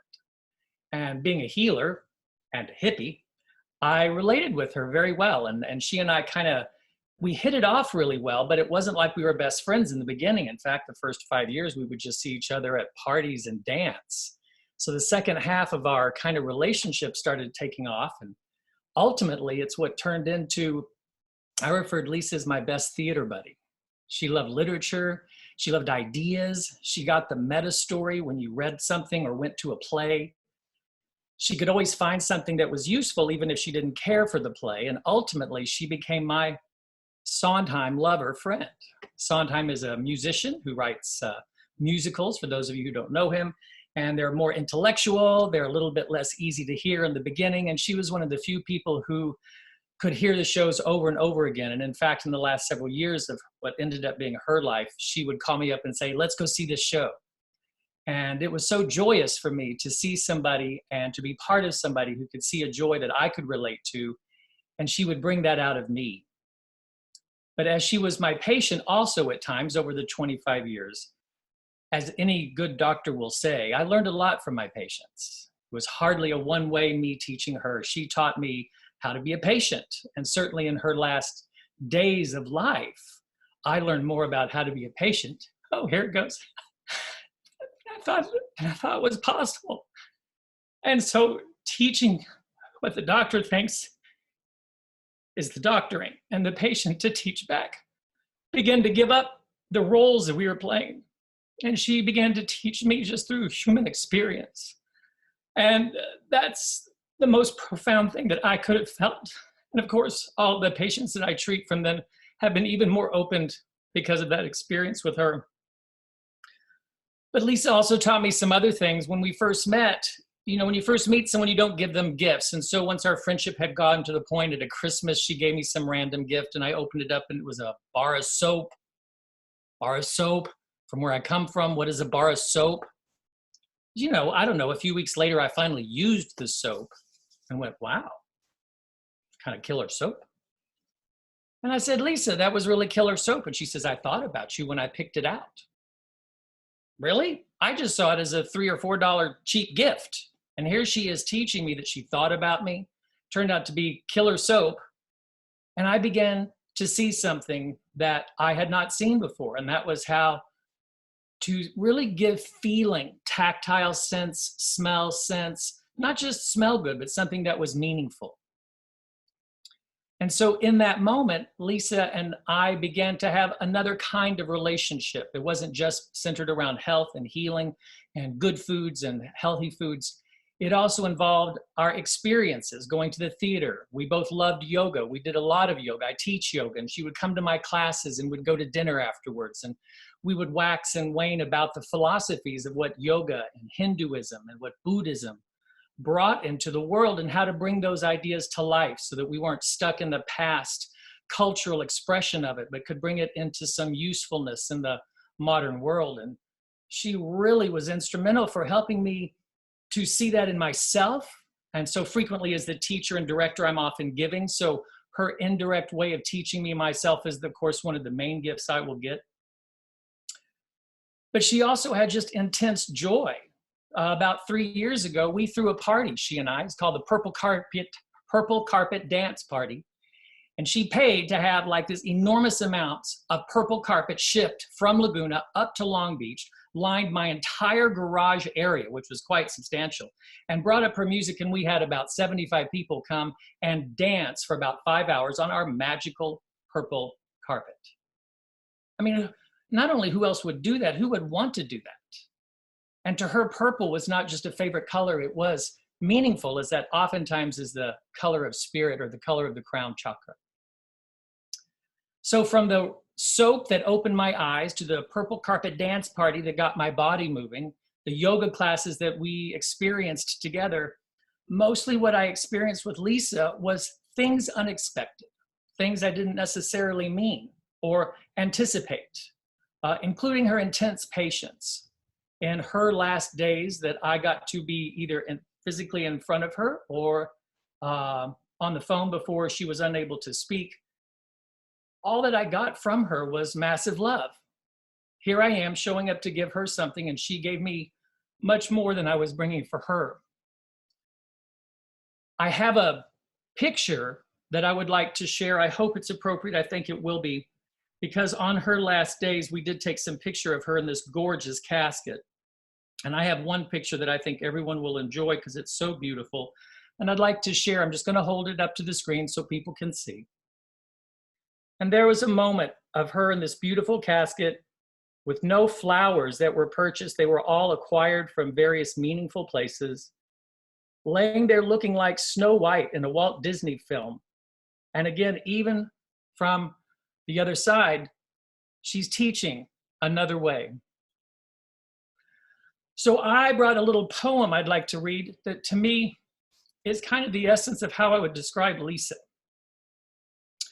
In this picture, which you did not see on the back of the side table, she had the Tibetan Book of Living and Dying, one of my favorite books, and she and I frequently would read sections from that. So this poem, many of you probably have heard and probably know, so please bear with me if it seems trite, but I think the meaning now has more meaning. So I will start with a Tibetan bell that she and I, she was with us when I bought it in Venice Beach. I'll hold it up so you can see because it's kind of pretty. This beautiful little bell. I'm just going to do it as an introductory tone to bring us into this moment. It's a 5-part poem. It's not very long. Stanza 1. I walk down the street. There's a deep hole in the sidewalk. I fall in. I'm lost. I'm hopeless. It isn't my fault. It takes forever to find a way out. Stanza 2. I walk down the same street. There is a deep hole in the sidewalk. I pretend I don't see it. I fall in again. I can't believe I'm in the same place again, but it isn't my fault. Still takes a long time to get out. Stanza 3, I walk down the same street. There's a deep hole in the sidewalk. I see it is there. I still fall in. Ah, it's a habit. My eyes are open. I know where I am, and it is my fault. I get out instantly. Stanza 4, I walk down the same street. There's a deep hole in the sidewalk, and I walk around it. Stanza 5, and this to me is what represents Lisa. I walked down a different street. She was always providing me with things that were unexpected. She didn't try to just pull me out of holes or out of dark places, although she did from time to time. Really what she did was she taught me how to think differently and encouraged how to be different without ever lecturing or directly teaching, just in being her essence. So in my saying goodbye to the physical portion of my friend, who I commune with quite regularly daily, I'd like to conclude with an interesting thing. I just found out that the song lyrics to a musical number that she and I liked have more meaning for today than ever. Forget your troubles, come on, get happy. We're gonna chase all your cares away. Shout hallelujah, come on, get happy. We're ready for the judgment day. When God calls, cross the river to wash your sins in the tide. It's all so peaceful on the other side. Until then, forget your troubles, come on, get happy. We're gonna chase all your cares away. Shout hallelujah, come on, get happy. We're ready for the judgment day. To my friend Lisa, in spirit and in Broadway musicals, rest in peace.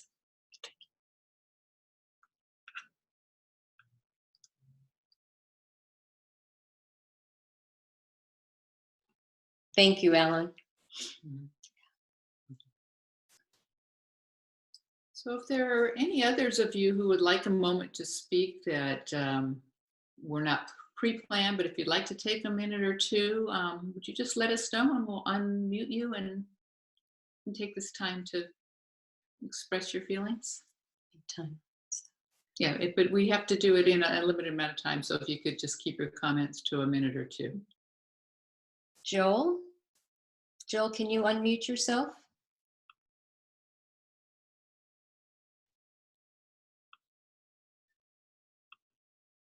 There you are. Unmute. Okay, I've unmuted you, Joel. Am I unmuted? Yes, you're good. We can hear you now. Okay, great. Unfortunately, my video is not working. In spirit, without my face on the screen. I was very, very lucky to meet Lisa through Jody. They were such tight friends that she became an extended part of our family for many, many, many holidays, at which time I had an opportunity to find out who the real Lisa was. And we've heard it before, and I'll try not to repeat it, but I do want to express myself and say that she was so vibrant with a love for life. She had an intelligence that sought out depth. She was not a surface person.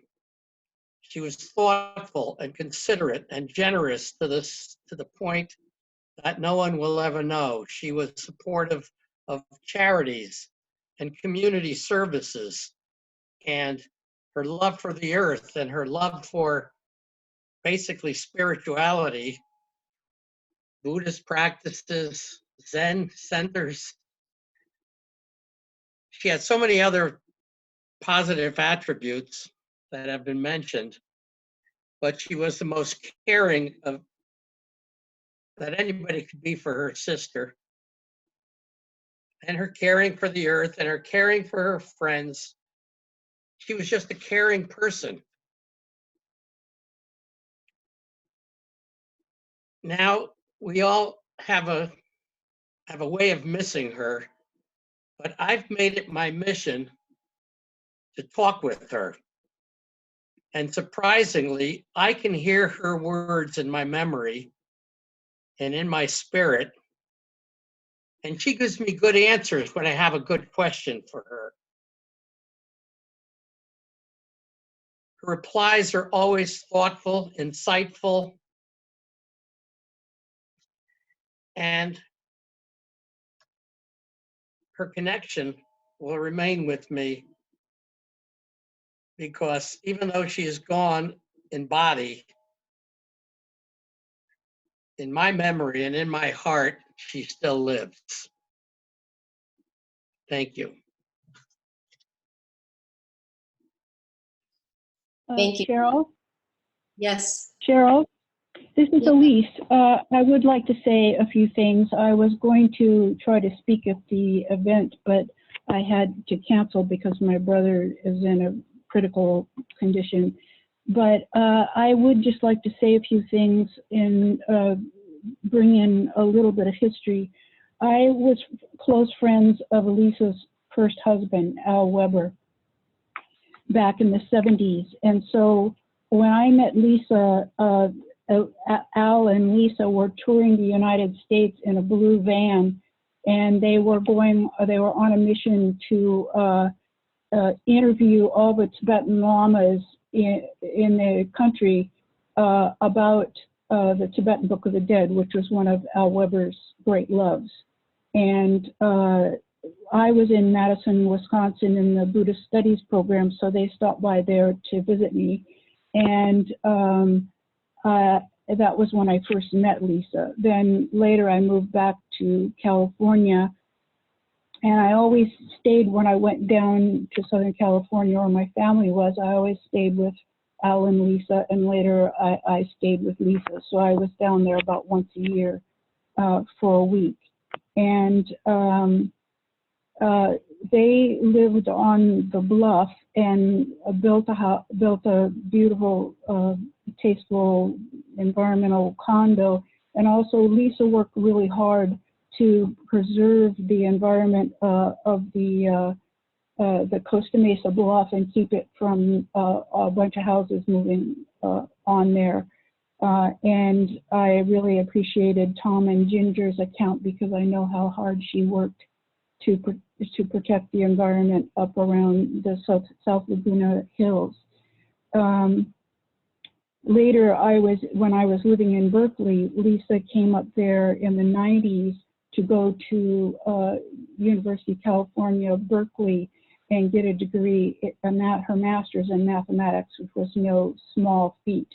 It was extremely difficult in a very well-known math department, and so I think that was one of her great accomplishments. Also, that was where she met her second husband, Kim, and they got married and bought a house there. Then later, after a few years, they bought the house in South Laguna together, and when they split up, Lisa kept the house. Lisa was very much involved in Buddhist studies, and she and I, over our long 40-year friendship, had many really deep conversations. That was one of the things I really loved about Lisa, is that we could just go really deep, really immediately, and share all kinds of things. So she was interested in Buddhism and all forms of spiritual practice. She was also interested in psychedelics. She came up here, and she and I went to the Psychedelic Science Conference twice, really, in Oakland. And it wasn't just a big hippie, enclave. It was like researchers from Johns Hopkins and all over the world about the new uses of psychedelics. She was very interested in that and participated in some ways.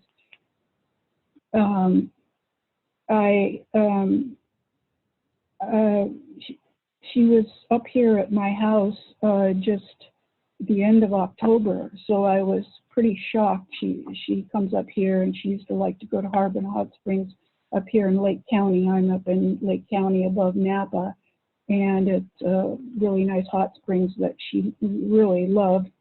So she came over here right after she was at Kamala's house. And so, 2 or 3 weeks later, when I got the call from Cheryl, what was going on, I was absolutely shocked. And I came down in December for a week, and I was there the week that we had to call in. Jody was there. I had to call in hospice, and she kind of took a dive. I have been saying prayers for her every day since then, and because I'm a longtime Buddhist, I also brought in a Tibetan Lama to do the final prayers, a very high woman reincarnate Lama, and I continue to do prayers for her every day. And I am still kind of in shock, and it hasn't really, I have time grappling with the fact that I won't be seeing her every year because I did only see her every year. And I will deeply, deeply miss her as a very wonderful friend and someone I could really communicate with on a deep level. So, and I also want to say that I just want, and everyone thanks what Jody and Cheryl and Soji and Rivka have done is really a Herculean feat. I mean, I think people can really comprehend to what degree and what level you guys have been there for her and processed all these different stages and even organized this event. It is really monumental, and I'm sure it's probably taken all your time for the last, months. And I hope that you will really have some time to rest and recollect. And I just thank you, and I know everyone does. Thank you so much. Okay, thank you. I'll go back into mute.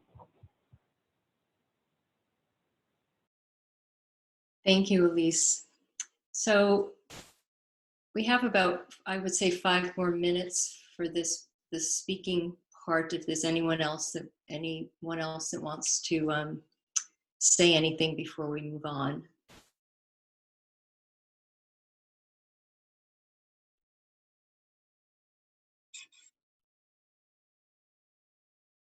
Hey, I just wanted to share one more thing with everyone. The last time we went down to visit Lisa, we took some stuff from the beach where she loved to go. So I just want to share. We have this in our backyard. This one I can't think is it's a little broken, but we have these shells we put in our backyard. So these are the 3 best ones that we had. Ethan actually has one in his room too. So we just always have a memory of her in our house. Just want to share this with everyone.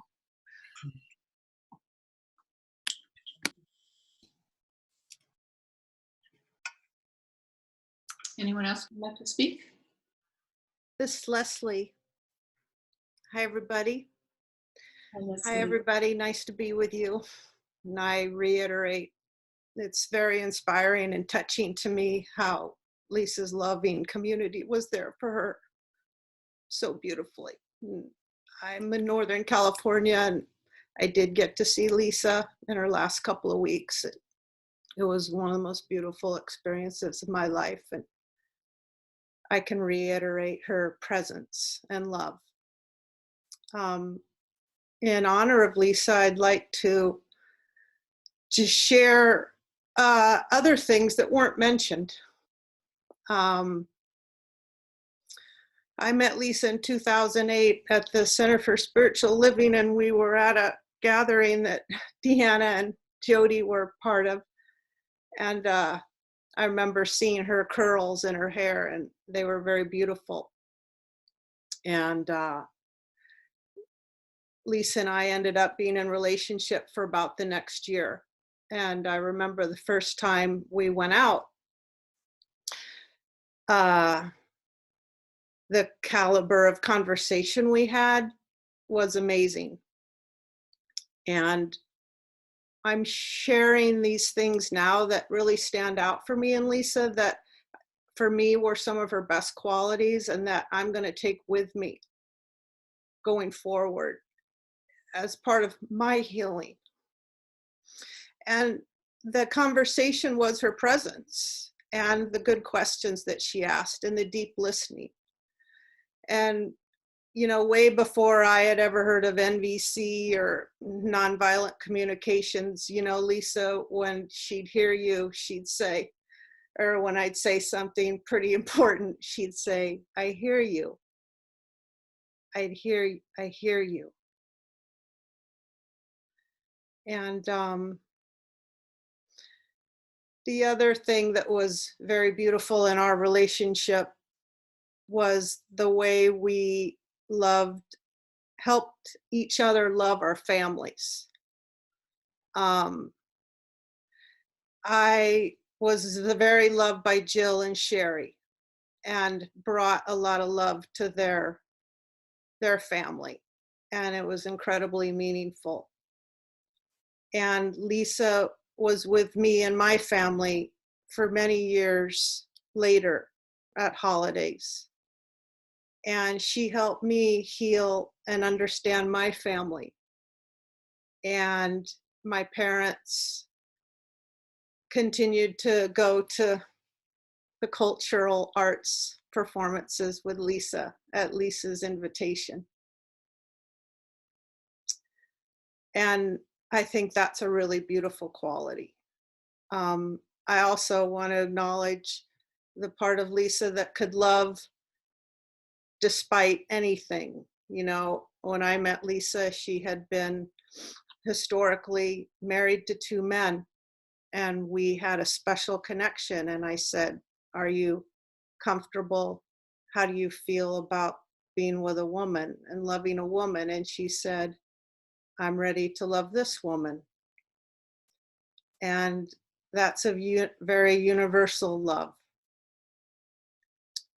And I honor that in our humanity and for the love of the planet.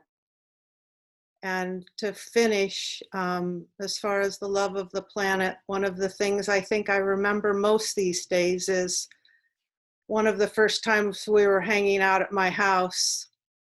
I was just doing my thing in the kitchen, and she said, "Oh, it looks like I'm going to have to teach you about water conservation." And she showed me how I was having too much water coming out of the faucet. And she said, "Think of it like camping. Think of it like camping." So I'm very aware of the beauty of spring right now and the vibrancy of life and how beautiful nature is, and how perhaps through this pandemic world change that we're going through, that maybe as a world we can find more respect for nature. And I'm going to do that in honor of Lisa. Thank you.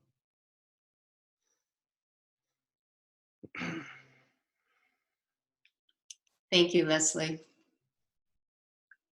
So we would have time for just one more person if anyone else wanted to speak right now. I'd like to share something. I have a video of Lisa in her beautiful dancing mode, and I hope it could be captured. I'm not sure. Tilt it down a little bit. Ah.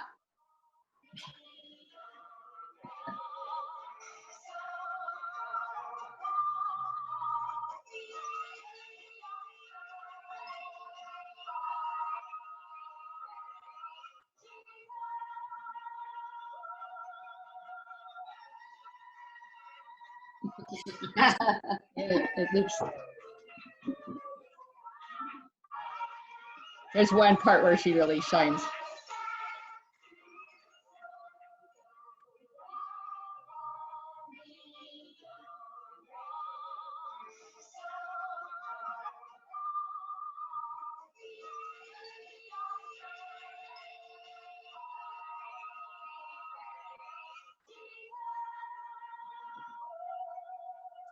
That's how I remember Lisa.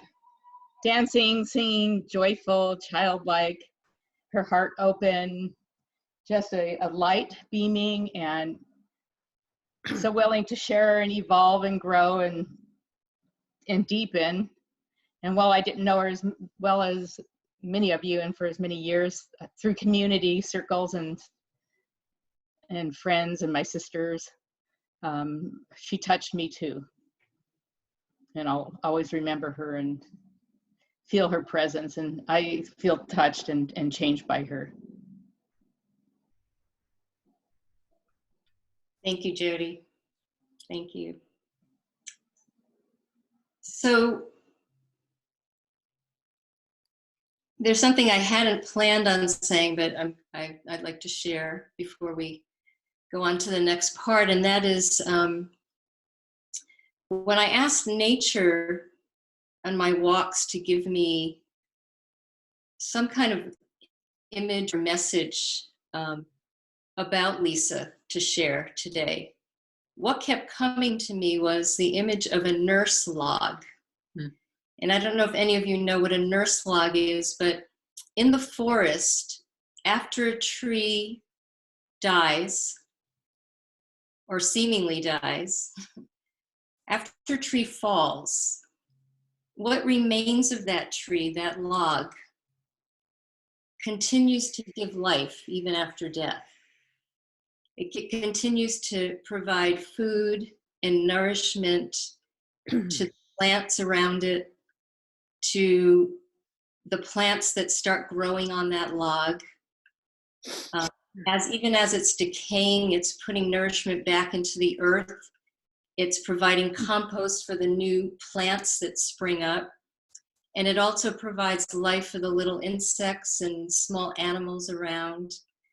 And when I think about Lisa, and I think about all of you and the tremendous impact she's had on all of us individually and as a community, I think of that nurse log and how it keeps giving life even after death. And so I want to thank Lisa for your life and for continuing to be our nurse log.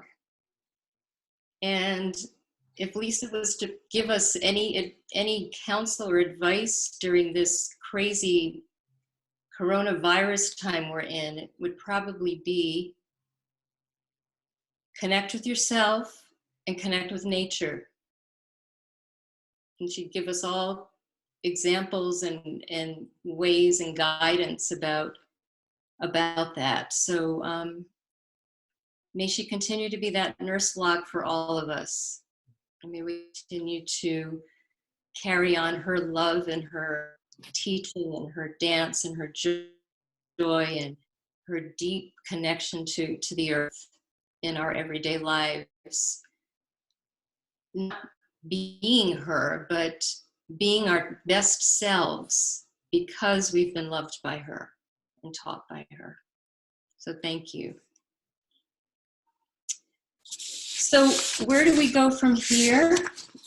We keep loving Lisa, we keep loving each other, but also to give you a few specifics just to answer some questions you might have, since we're not gathering live at Big Oak. But one of Lisa's wishes, she had actually written it down a few years before she passed, was to have her final remains at Big Oak Canyon, the land that we would have met and gathered on. And so the best way that we could do it at this time would be to have Lisa cremated. We decided to have her cremated, and those ashes will be laid to rest, will be spread at a later date at Big Oak, and it'll be in a private ceremony that will include her family. But I want to say something. It was actually a bit of a hard decision because cremation, some of you may not know this, but an average cremation emits about 540 pounds of carbon dioxide into the atmosphere. It's not really eco-friendly. So what we decided is that we'd find out how many trees we would need to plant to offset that carbon dioxide. So what we roughly estimated, according to what we were reading, is that it would take about 14 trees to draw down that carbon over a year. So again, at Big Oak Canyon, we will be planting a tree, one of the 14.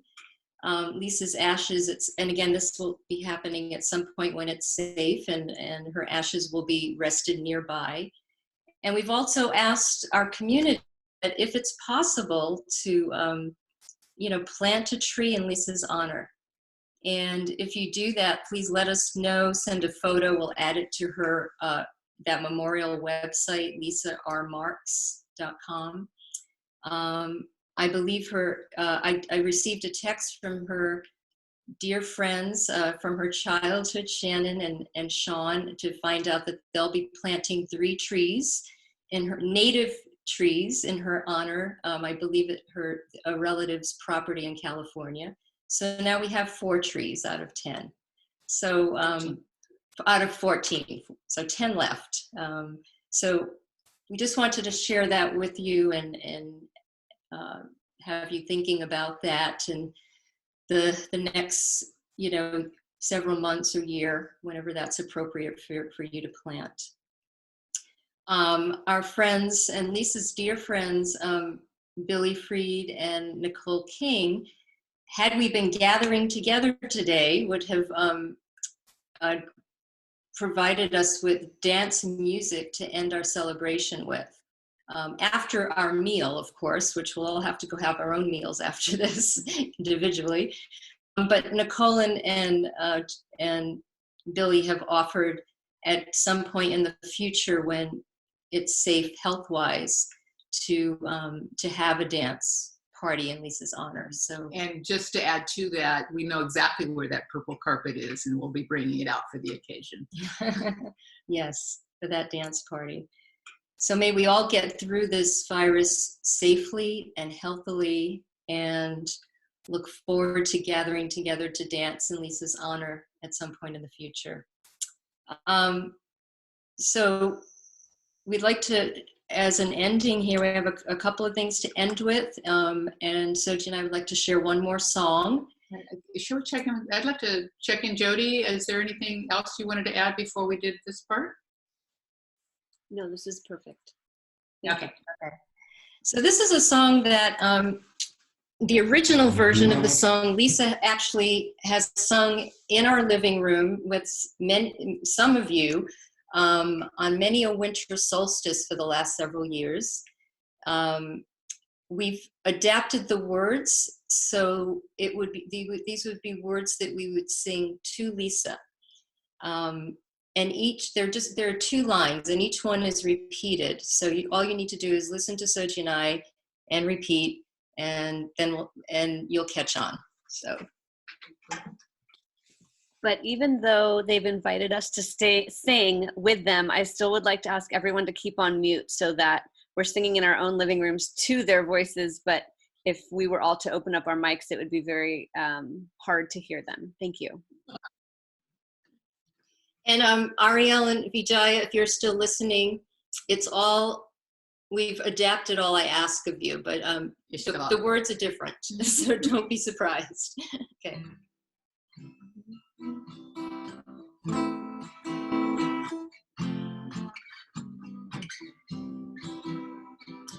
All we ask of you is forever to remember us as loving you. Sing it with us.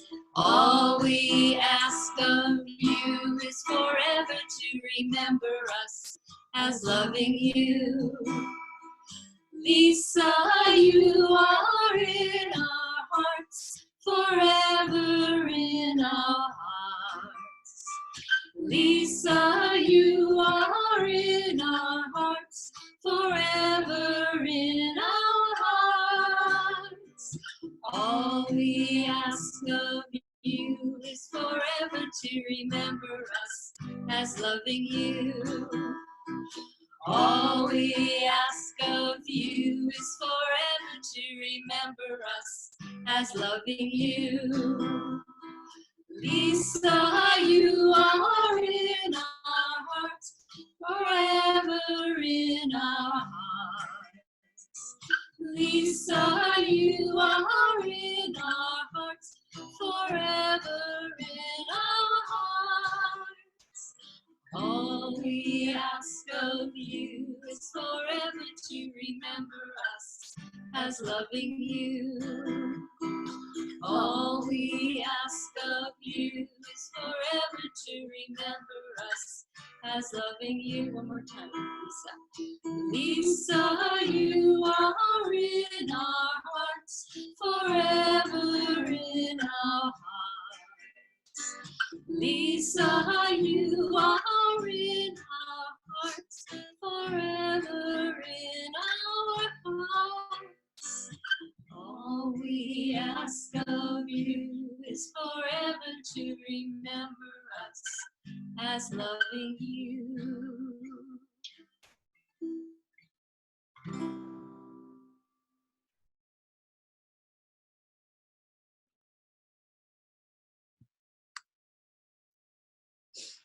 Thank you so much. Thank you so much. It's so beautiful. Okay, so the end of our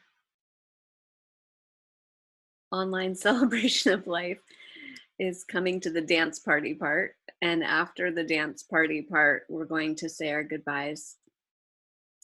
I want to thank Clay Leeds for stepping up when I called him a couple months ago and asked if he could put together a memorial website for Lisa. He did it in a matter of moments and with a lot of love. So thank you for that, Clay. And he just offered to play a song that he and Lisa and Kimberly, his wife, grooved out to. And my mom happens to have these really short clips of wild dancing of Lisa and some other people from a Sawdust Festival last summer, I believe. So I'm gonna show those two very short and funny videos because like they turn the different angles so you'll get a little dizzy watching it, but it's fun. And we ask if you're feeling moved to stand up and dance in your own house. And after that, when the song ends, we'll open up everyone's microphones, or you can open up your own to say goodbye. And that will conclude our time together today. So thank you. Give me some patience here while I fiddle with technology. And Clay, when you're ready, you can start your song.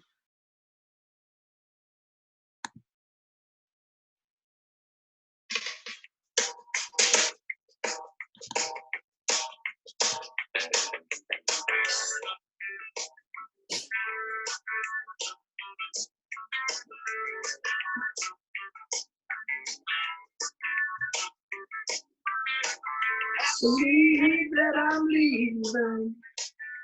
Oh, I still wanna pick your call.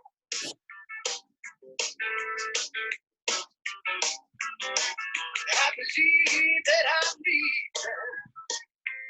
Oh, still wanna pick your call.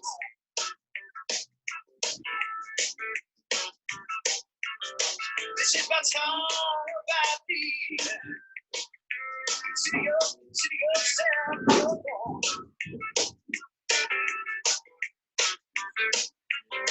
I hear you, daddy, he's a coming. Oh, baby, come and live this week.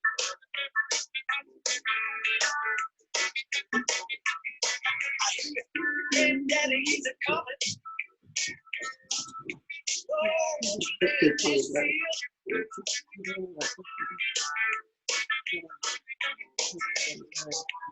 can't say screw it. I'm gonna have to use the lucky this year.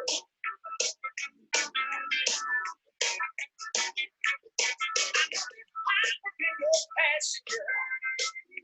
Oh, baby, won't you please stay?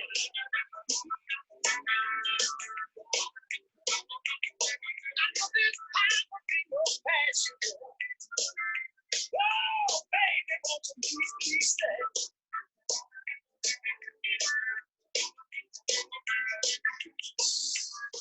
I know I'm gonna miss you. Yeah, the police folks getting the hay.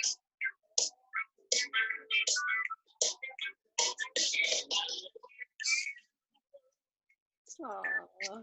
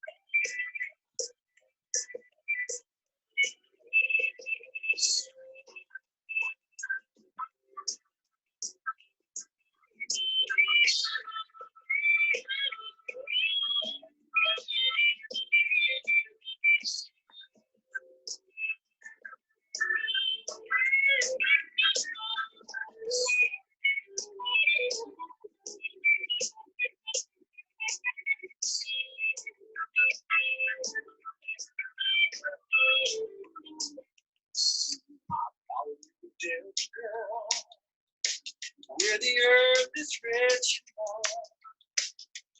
Oh, how about you, little girl? Where the earth is rich.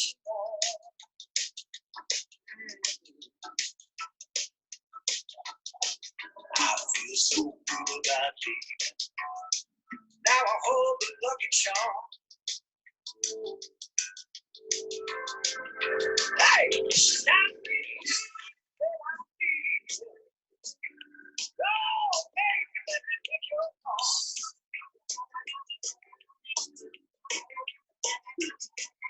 Every need that I see.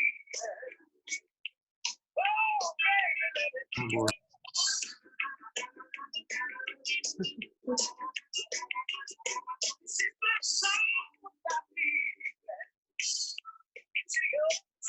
Bye, Lisa.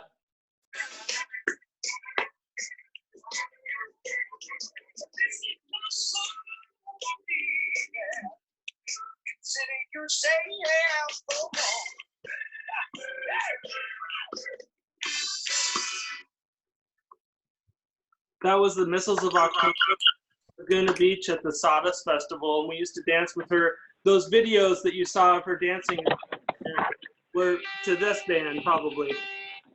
Lots of fun with Lisa. Way to go, Clay. And Jill would dance with us too. That was fun. You want it back? Say goodbye, everyone. Well, you weren't here. Bye. Bye. Bye. Thank you so much. Bye. Thank you. you. Very beautiful. Everybody. Everyone, nice to meet you. So beautiful.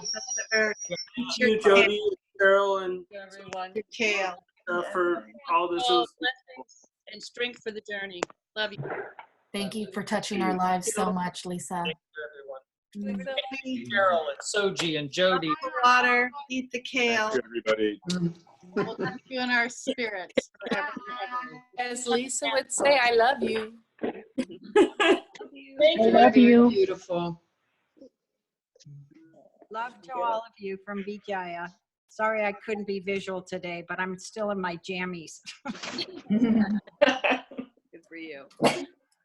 Love you all. Well, Or as Lisa would say, thanks, guys. bravo. Is that it? Eat your kale. See you. Turn off the water tap. Bye. Hi, everybody. See you on the dance floor. Bye, everybody. Thank you again. Thank you. Bye. See everyone. Bye. Lisa's not resting. She's dancing and living and loving.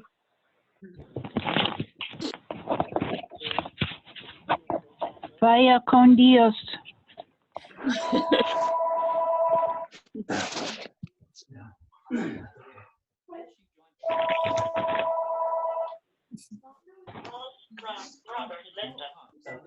Well, that was beautiful.